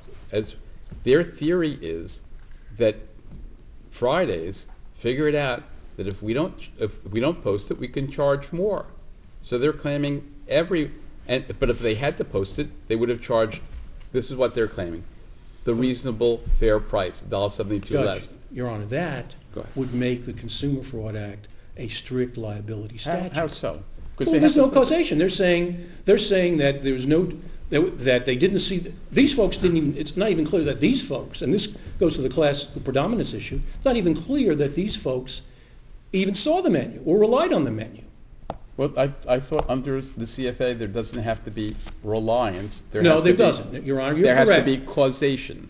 You're absolutely right. There has to be causation. And my point is, they can't present proofs on causation on a class-wide basis. And the testimony of Dugan and Fox illustrate that. Well, their causation, if I'm hearing them correctly, is you charged more than you would have because you violated the CFA, and I made the purchase. That's the causation. First of all, Judge, there's no evidence that they charged more than they would have because they didn't price the drink menus. That's simply their theory. At this stage, though, they're entitled to all the favorable inferences at this particular stage. No. Well, Judge, but okay, let's give them that. That still says that there's no causation. That you violated the Consumer Fraud Act. It was an unlawful act, presumably an ascertainable loss. We'll give them that, although there's some question about that, and Your Honor alluded to that. But they still can't present causation on a class-wide basis. This is about, you can't, they're taking this from the real world, from Dugan and Fox and their experiences. They're trying to certify a class with two plaintiffs whose claims are not typical and who are not adequate class representatives, and they're leaping to the hypothetical because they know they can't survive based on Dugan and Fox as class representatives. Although the appellate division didn't address the issues of typicality and adequacy, it didn't have, as it pointed out, because it concluded that individual claims would predominate over common claims. It didn't reach those claims, but as you probe further, Dugan and Fox are clearly inappropriate class representatives and can't represent the class that they purport to represent. So it's a question of, are we going to decide this case based on a hypothetical, or are we going to decide this case based on the record? And a lot of these arguments that are made, particularly by the amici, are very interesting and intriguing, but they're not bound to the record. Now, the cases from this court are clear that while amici are encouraged to participate, and we welcome their participation, they're still bound by the record before the court. And that's not the record. They have everybody, everyone, Mr. Friedman, the amici, have all conveniently ignored the record. Assume that there was, assume a hypothetical where there is no speculation, because you're claiming that Fridays actually sat down and among their representatives said, if we don't post it, we can charge it $1.72. Let's just assume this is the facts. Those are the facts. And over a course of years, and they also say, but if we had to put it in the menu, we'd obviously charge $1.72 less. If those facts were established and they were able to show that 1 million people purchased drinks at $1.72 more, under those circumstances, would they be able to make out the claim? If they had alleged that, if they had pursued that theory, yes. But Your Honor is respectfully putting the rabbit in the hat, and so I can only pull out a rabbit. That's not this case. Okay, you're saying the evidence isn't there. I'm saying the allegations aren't there. I'm saying that's not the way they've litigated the case. That's not the way. And I've just quoted to you the essential testimony from Dugan and Fox about what happened. And clearly, we thought, based on the pleadings and all that's happened to date, that this was a case about omitted prices for menus, and that under the CFA, the plaintiffs would have to prove unlawful conduct resulting in an ascertainable loss, which was caused, not reliance, Judge, causation, caused by the unlawful conduct. So and what they would- cannot prove that on a class-wide basis. With that- And all of the issues that have been argued about superiority and so on and so forth, and that this Consumer Fraud Act is a remedial statute and should be liberally construed, and that the argument made by legal services, and I understand their concern, there are plenty of Consumer Fraud Act class actions and TCWNA class actions that get certified because they meet the criteria of the rule. And this case, respectfully, does not. Never has. And now, in desperation, I'm hearing about a theory, a hypothetical, which frankly hasn't been advanced before. And, Your Honor, and I've been before you before, Your Honor, and you pose these hypotheticals which require me to give the answer because that's where they lead. But that respectfully is not what this case is about. What would be, did you have a question? Right. What would be, on an individual basis, proof of causation under the CFA? Well, I'm glad you asked that question. It would be if Ms. Dugan said, I sat down, I reviewed the menu, I decided, or I reviewed the menu, I didn't see anything on the menu regarding drink prices, and so I bought whatever I bought, And then later on, she looked at her receipt, which she didn't do in this case until much later, and saw that she had paid a price that she thought was excessive. Okay, that would have, at least then she could say, well, I reviewed the menu, there was no drink price on the menu, I paid a price for a beer or whatever it was that she bought, which was unreasonable or was a price that I would not have paid to buy that beer if it had been disclosed. That would be a Consumer Fraud Act violation. Now, if you take the theory that the plaintiffs have postulated, which is that the price was $1.29 or whatever the amount is exactly, higher than it would have the price they would have charged had they not engaged in what the plaintiffs allege is a violation of the CFA. Wouldn't it be enough for Ms. Dugan to say, I walked in, I paid this price, and I would never have bought a beer that cost $4.95 or whatever it might be. I would have bought one that cost $3.50. Well, and without regard to whether she ever saw a menu? Well, whether she sees a menu or not, she walks in and she pays a price that is more than what she would have paid as a consumer with a particular budget walking into a restaurant. Your Honor, respectfully, the problem with the hypothetical is this is a class action about omitted prices from a menu. And if you're not exposed to a menu, or you looked at it and ignored it, or you didn't pay any attention to the menu, or, as Your Honor postulated earlier, you were that wealthy lawyer who was going to buy whatever he was going or she was going to buy regardless of the price, then it wouldn't have mattered. And the same thing is true with respect to TCWNA. TCWNA requires presentment. So to make a claim out under TCWNA, they have to have had a menu presented to them. Now, that's what the statutory language says, and that's the way this court has interpreted both the CFA and TCWNA. What plaintiffs are now arguing, and respectfully, in desperation, I think, that they're arguing for a hypothetical theory that doesn't fit the facts of this case. And they're arguing, and many of the arguments about whether the price was fair or reasonable. Look, this case isn't about, and never has been about, whether the prices charged were fair or reasonable. This case has been about omitted prices on a menu. And I think at some point, Mr. Friedman finally conceded, well, they could charge whatever they wanted if they had disclosed the price on a menu. And that's what this case is about.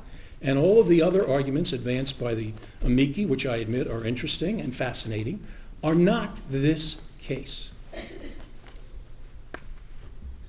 Thank you, Mr. Orlovsky. Thank you. Mr. Jacobson.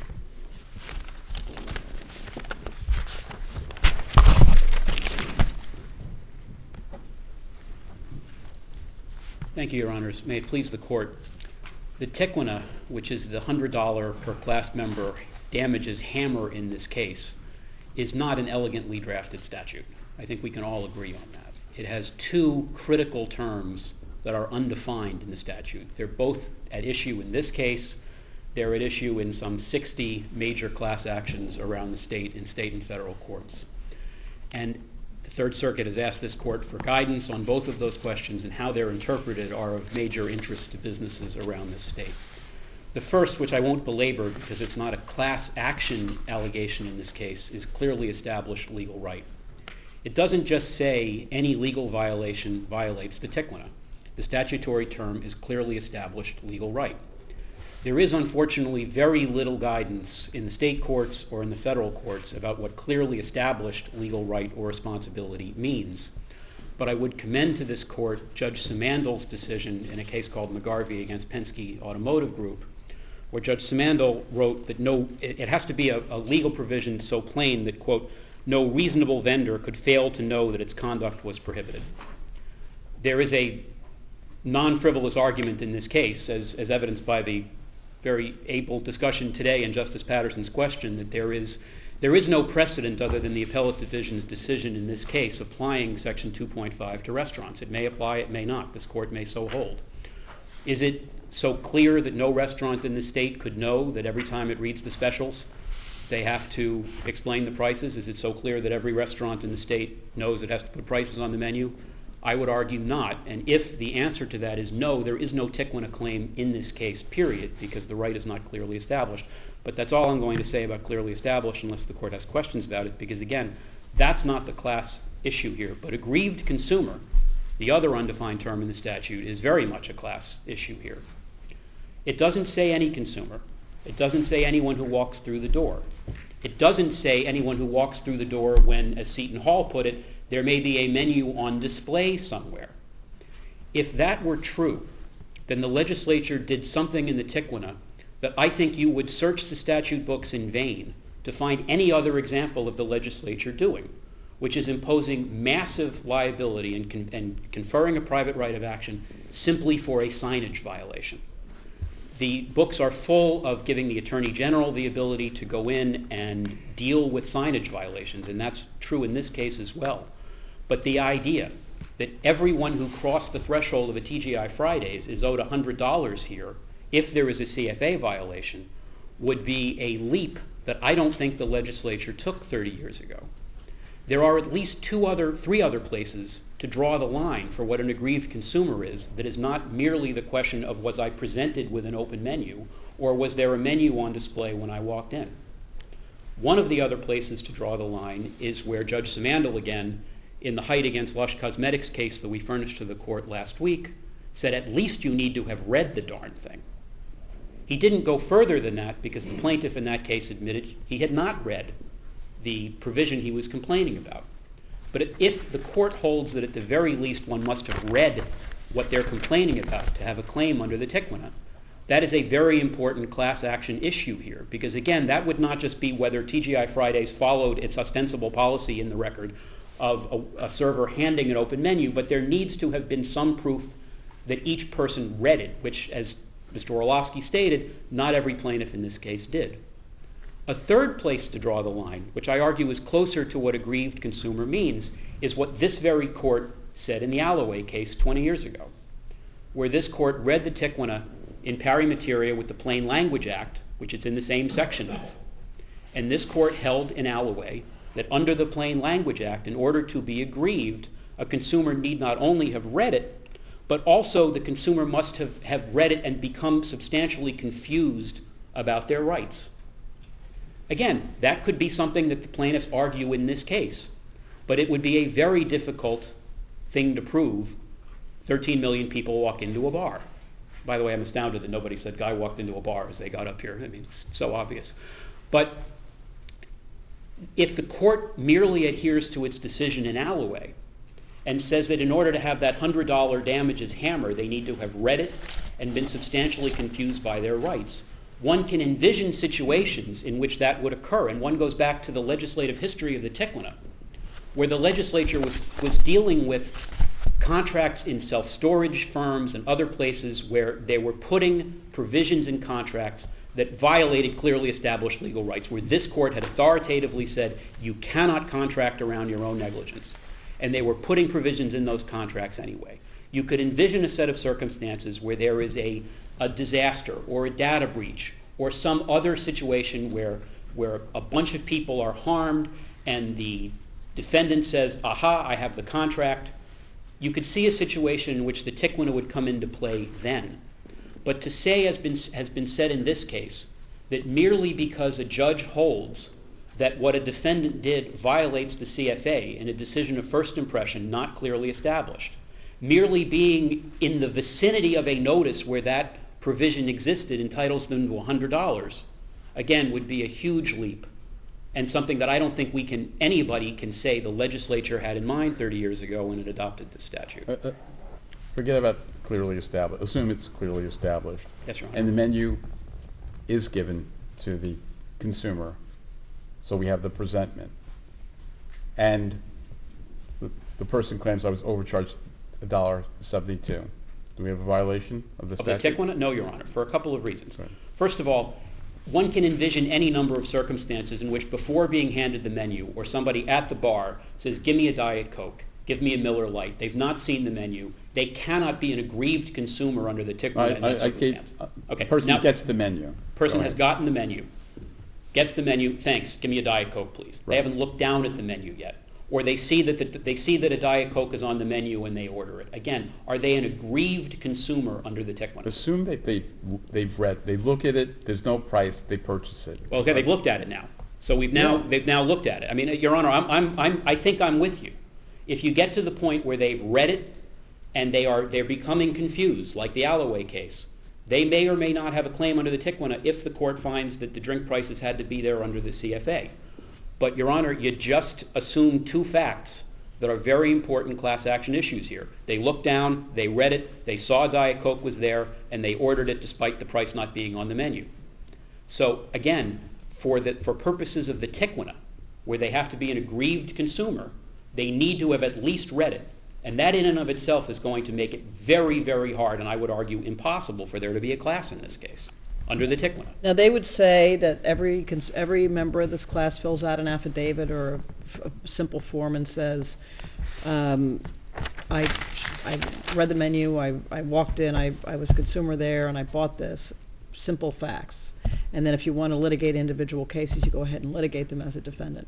Your Honor, from a class action point of view, what's wrong with that argument? I'm very glad you brought that up, because Byrd v. Aarons came up, which means the Bayer case comes up, and so, look, the Third Circuit's ascertainability doctrine, which, again, Mr. Orlovsky is right, ascertainability is a word that has not been uttered in this case.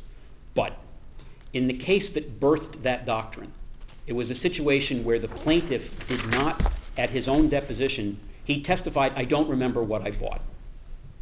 The Third Circuit did in that case what I think this court would have done, what I think any court would have done.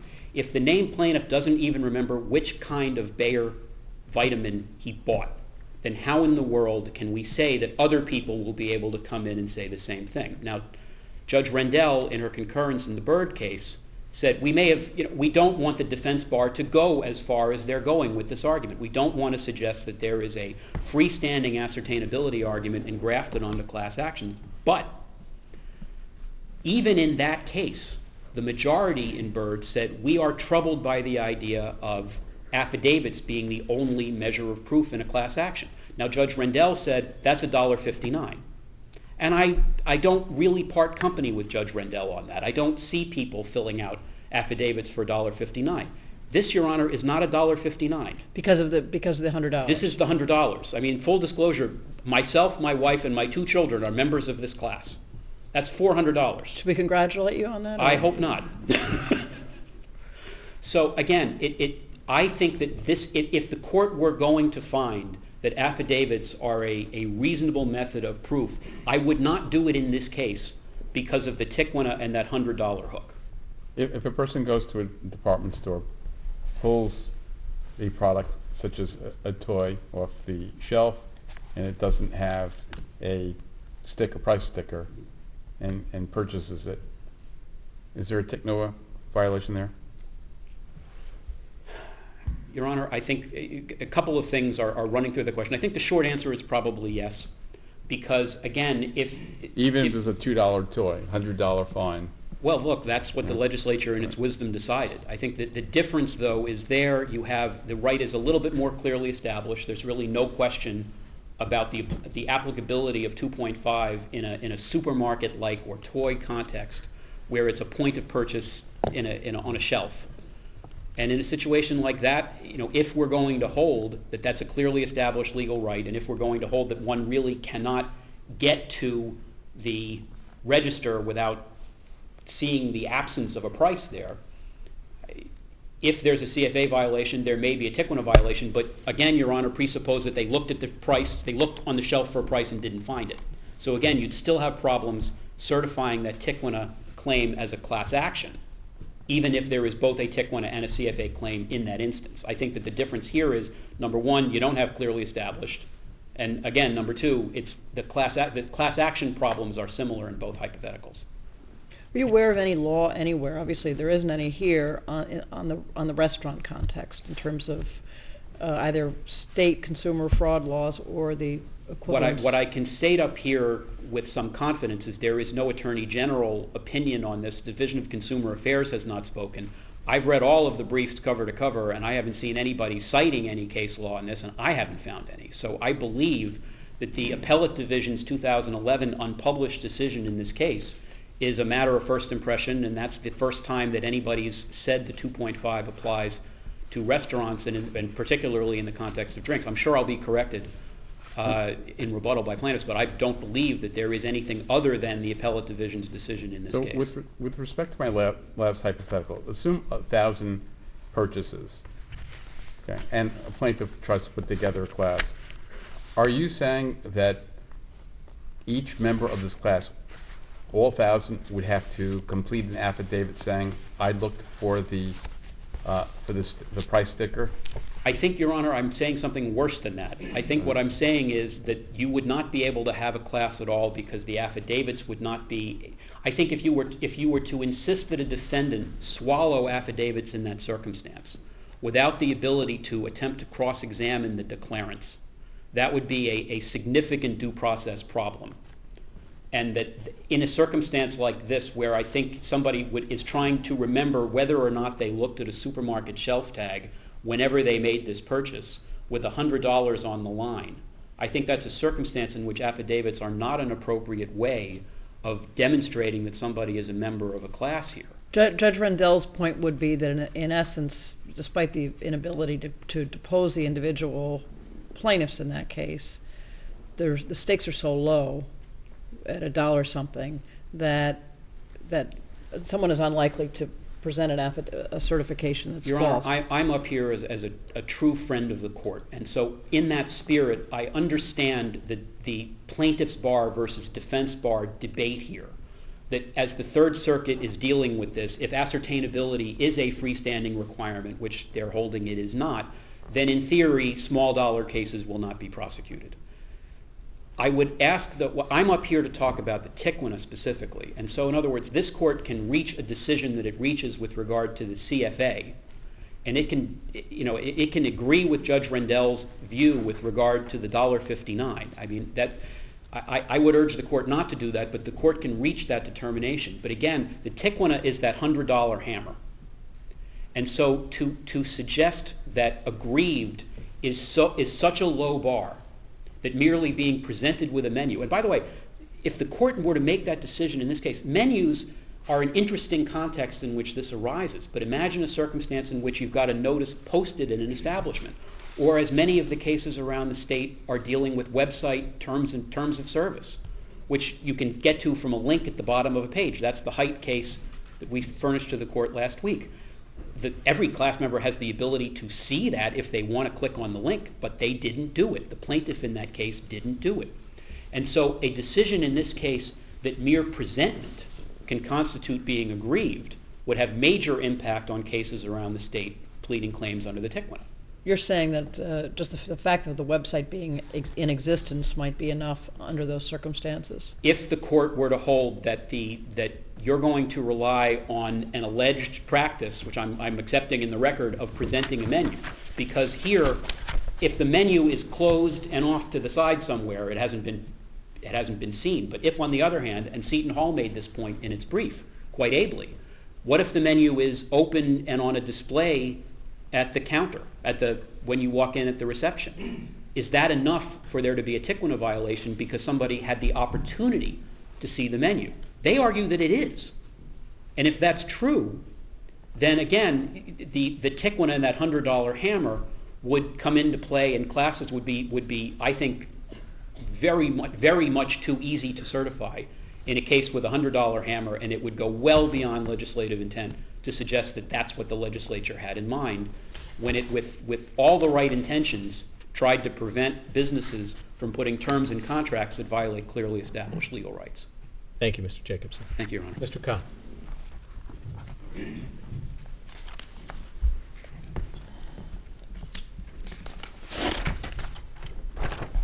Good afternoon. My name's David Cott. I'm the attorney for the New Jersey Business and Industry Association, which has over 19,000 members, ranging from the largest companies in the state to the smallest companies. And I want to talk about one of our small members. It's a diner. Could be on Route 3 in Passaic County. It could be on Route 70 in Camden County. It's owned by an immigrant to this country. And he's a very good corporate citizen. He, in fact, reports all of his income. He follows the immigration laws. And he runs a good and clean business. But quite innocently, without any malicious intent, he violates a clearly established right of a consumer in some obscure state or federal statute or regulation. And he gets sued in a TCCWNA class action. And the plaintiff says this class has no damages. Nobody in the class sustained any damages. The only relief that is sought is a $100 statutory penalty under TCCWNA. Under Rule 4:32, a class action can only be certified when the court finds, quote, that a class action is a superior method to the fair and efficient adjudication of the controversy. So the standards are fair and efficient. And I would submit to you that in the example I gave, there is nothing fair about the certification of a class. After all, TCCWNA is probably the broadest consumer protection statute in the country. Has virtually no elements. Plaintiff does not have to sustain any damages to seek the $100 penalty. Plaintiff does not have to show reliance. Plaintiff does not have to show that the business intended to violate the statute. And on top of that, the potential damages of a class action judgment are extremely large because we have a $100 statutory penalty. You know, you think about a diner, open 24 hours, loads of customers coming day and night. It is a quintessential high volume business. And therefore the class is going to be large. And the damage award is completely disproportionate to two things. It's disproportionate to the actual damages the members of the class had, because the members of the class have no actual damages. They're only suing for the statutory $100 penalty. It is wholly disproportionate to the fault of the defendant, because in this example, the defendant's a good businessman who inadvertently violates TCCWNA.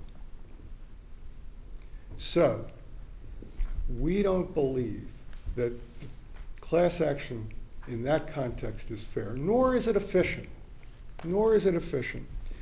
In 2011, the Appellate Division decided the local baking case, and they held that in TCPA cases involving only the statutory penalty, there would not be a class action allowed. And their reasoning was that a more efficient way to adjudicate that controversy was that instead of a class action, we would allow the plaintiff to file an individual action. And one thing we need to keep in mind is that under TCCWNA, there's fee shifting. So that plaintiff who has that $100 violation will have no problem, if she has a valid claim, no problem finding a lawyer to prosecute the claim. Alternatively, as noted in local baking, if she wants to, she can file a pro se complaint in our special civil part. Every week, lots of cases are tried in our special civil part by pro se litigants. And in the TCCWNA context, that trial for the TCCWNA plaintiff is a very easy trial. She simply gets on the stand and says she was presented with the offending contract or the offending document, and that she read it, and she's made out her TCCWNA case. She doesn't need any discovery from the defendant. She doesn't need an expert. She doesn't have to call any other witnesses. And she's going to get to verdict in about 4 to 6 weeks, because that's the typical time to verdict in a $100 case in the special civil part. So we would suggest that in the case of a TCCWNA claim for the statutory penalty, $100, that it is not fair or efficient to certify it as a class action. And for that reason, we ask that this court hold, as did the appellate division in local baking, that in TCCWNA cases seeking solely the statutory penalty of $100, that they not be certified.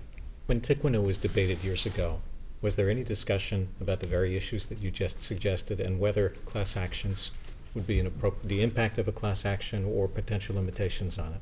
Not that I can find in the statute. You can read some of the words actually in TCCWNA, and it's in one of the other amicus briefs. Some of the words can be read as contemplating an individual action, but I'm not sure everybody would read them that way.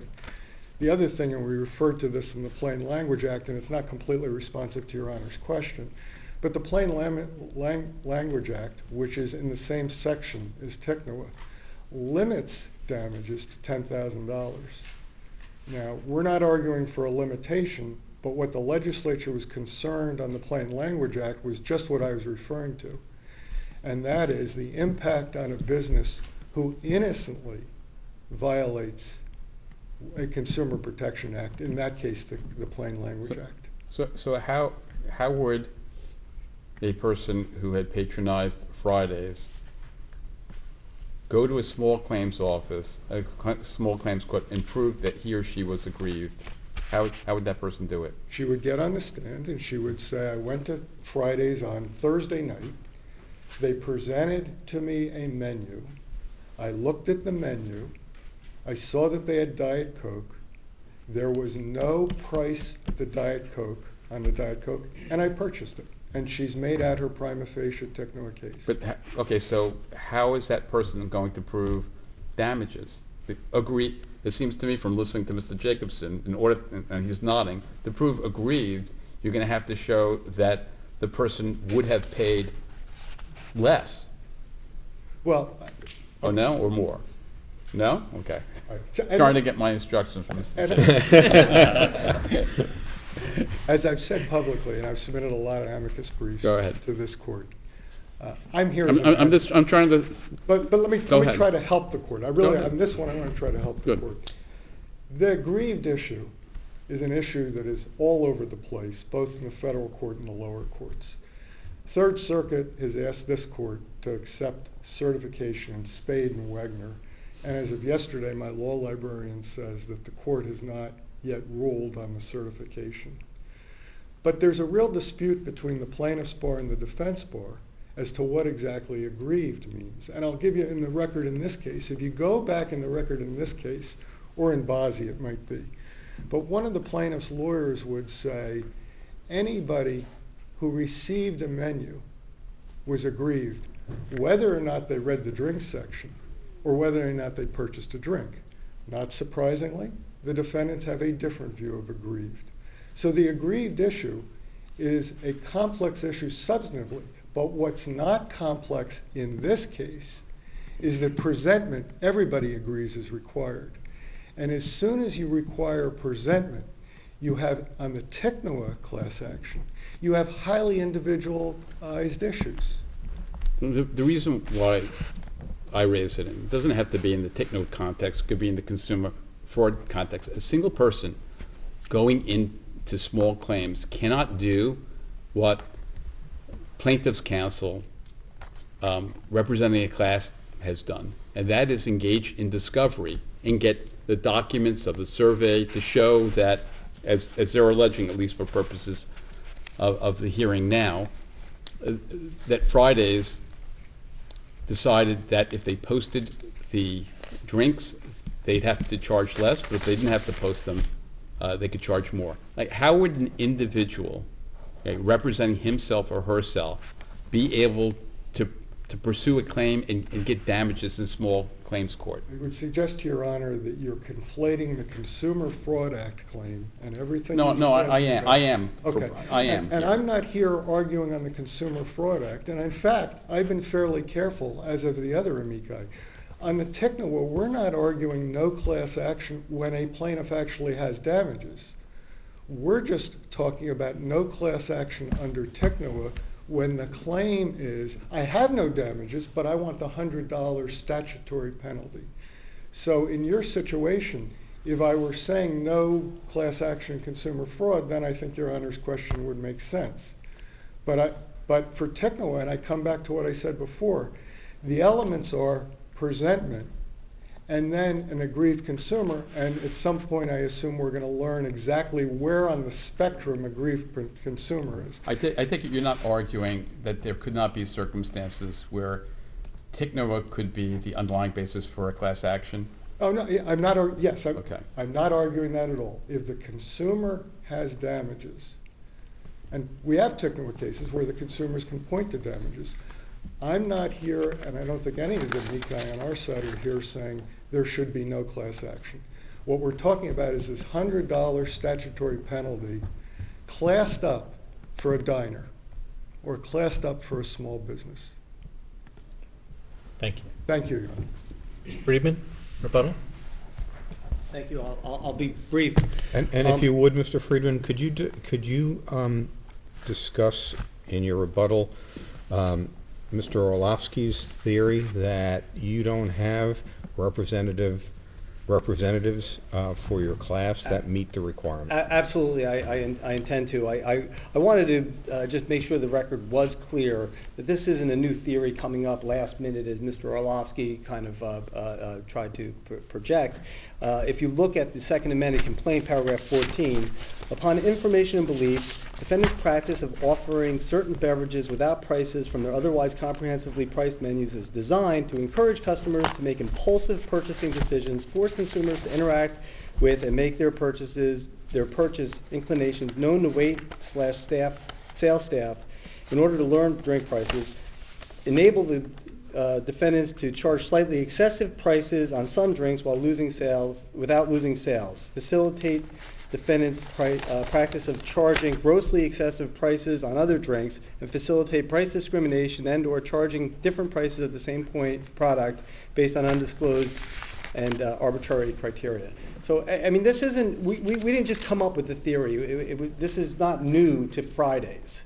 And I will tell Fox's story. Mr. Fox was very clear when he testified that he was presented with the menu. If you look at his deposition transcript, he said, I walked into Fridays and yeah, I wanted to adjust my attitude, and I looked at the menu and I thought the beverage was on special because of the way it was presented on the menu, and I ordered that beverage.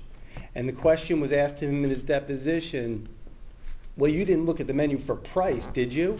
And he said, you know, I'm a very price conscientious person. I always look for price. I don't know how, but it's the way you put your menu together, and he uses the word or some kind of hocus pocus, but I didn't notice. The way it was set up, I couldn't tell, but I always asked for price. And then when I got the bill, he was surprised on how much it was. And Deborah Dugan, you went through a similar experience, and she testifies in her certification that there's an allegation on the defense side that there's a discrepancy between the certification and the deposition. and that allegation was also presented to the lower court. And Judge Baldwin in the lower court looked at the allegations, and they said, "Oh, it doesn't match up. It doesn't match up." And Judge Baldwin said, "No, yes, it does match up. I don't find there to be a problem with the certification. It brought up some information that wasn't brought out in the deposition, but it never contradicted itself whatsoever." And that was addressed by the lower court. The lower court should have deference in looking at that situation and making that determination. What is your response to your adversary's argument that even if there was a point of sale violation, it wasn't clearly established at the time, that it was subject to some doubt, and therefore it doesn't meet that standard? Well, certainly the argument made back in 2011 was made to the appellate division, and the appellate division used some colorful language saying this legal gymnastics wording of thinking that this doesn't apply to restaurants is they didn't buy it. Let's put it that way. So even if you look back at this, it was certainly there certainly could be no miscommunication of what is for certain since 2011. But again, as I said earlier, they keep doing it to this day. And they complain about how large the class is, but they still do it. Let me ask you about the size of the class. How many how many restaurants are we talking about? Well, company-owned only now. 14 company-owned stores. How do we get 36. It's a New Jersey-based class, right? Yes. It's people who visited a restaurant in New Jersey. If we're talking about 14 stores or something along those lines, how do we get to 13 to 14 million people in the class? Well, I don't think there are that many, but because many of them are repeat customers. I think, like, if you look at the rewards program, we don't have all those numbers, and I know that there was some accusations that we haven't done our discovery, but as I said earlier when I was in this argument, I said we were in the process of obtaining subpoenas. We asked for all the information related to the test and everything else. We've gotten very cryptic, small information. We were in the process of subpoenaing. But let's say, just hypothetically, there have been 13 to 14 million visits, maybe by some smaller number of actual consumers. Are you asking for $100 a visit in your claim? Well, I think that it's well within the court's power to exercise remitter and make sure that we're not looking to hurt. Is your claim for $100 per visit for what may be millions of people? In other words, is your claim potentially an $100 million or $200 million claim against Fridays? Yeah, from the way that the statute is written, and without. Is there anything in the legislative history that suggests the legislature contemplated a $1.3 billion verdict? No, but I think when you look at the legislative history of TCWNA, it specifically says, as amended, the committee provides that a business which violates the provisions of this bill would be liable to the aggrieved consumer for a civil penalty of not less than $100 if the consumer was not injured by such violation, and for a civil penalty and actual damage if he was injured by the violation. So our legislators have made it clear they don't want businesses to put forward contracts, signs, and notices which violate consumers' rights or the seller's responsibility. Let's look at let's talk about Mr. Cott's example of a diner. And they've got specials, and they put them out every day, and they don't have prices on them. They should have prices on them. Okay. They should have prices on them. It's not hard to put a board up on the wall and put chalk on it. Bearing in mind that everything that this court does in one case could affect another, sure. Should there be a cause of action under TCWNA for $100 per customer per visit for everybody who's walked in and seen those specials? Yes. There should be. They should put the prices on the menu. This should be. It should call out and say, put the prices on the menu. Now, again, in the class action context, I believe that the courts have, in their equitable powers, the ability to use remittitor in certain circumstances. This may very well be one. And I think that you... How? I mean, since the legislature has set the value, $100, Well, equity has to follow the law. You've heard that term? Sure. Where would our equitable powers permit us to actually remit an amount that the legislature required to be imposed? Well, we're not looking to put Fridays out of business. And Answer my question. Yeah. I couldn't hear you. He said he wasn't We're trying not to put your looking to client put out of Fridays- business. So I understand that, but my question to you is, would a court have equitable powers to remit an amount that is required by the legislature to be imposed? I would argue yes, but obviously this court would have the final authority on that. Could you respond as well to the argument that we heard that reliance on studies to establish causation could turn the CFA into a strict liability statute?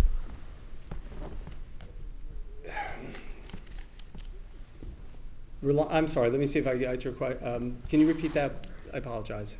We heard the argument before that the CFA is not a strict liability statute, and reliance on the study to demonstrate causation could amount to that. Well, we're trying to rely on the. We're here on the class action basis on having it decertified, and we're saying that those studies, have to be taken as true at this point in the litigation. Now, if they turn out that the studies are not true, that this document or whatever we've uncovered so far does not project to anything, then the lower court will have its authority to decertify the class if they need to, if this gets sent back as a class. Well, you still have to prove damages. That's where we have to prove an ascertainable loss causally linked to the. If you can't do that, you're nowhere. Then we may have a problem, but we also, and then again, as I stated earlier, we also have the Truth in Consumer Contract Notice and Warranty Act claim that we have made. I'm sorry, I missed what you said. The TCCWNA claim, we also have that. Those are the two causes of action, and it would be hard pressed to afford TGI Fridays to continue doing this practice with no recourse at this point. And by the way, just a couple of things to correct in the record. We have asked for equitable relief in this case. We actually, after the class was certified, we came back and asked for the court to direct Fridays to start putting prices on the menu, and the judge denied that relief without prejudice. So we were stuck where we were. But we have been fighting to try to get them to put the prices on the menu. We've been pushing this case, and I don't know that just from the procedural history that was articulated from the defendant. That was asked for. The complaint that I just read is appropriate. I think that,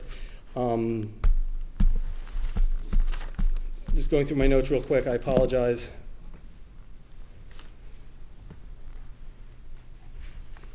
I think that's it if there's no other questions. Thank you. Thank you very much. I appreciate the court hearing this. Anyone need a break? Can we proceed to the next argument? Any counsel participating need a quick break before that? Good. Let's move on then. We may need to move some of the seating around to let Mr. Dougherty come to the table. Bozzi versus OSI. No, I'm fine to stay here. We'll just keep it simple if that's okay. When it's my turn to argue, I'll just step up. Excellent. May we have a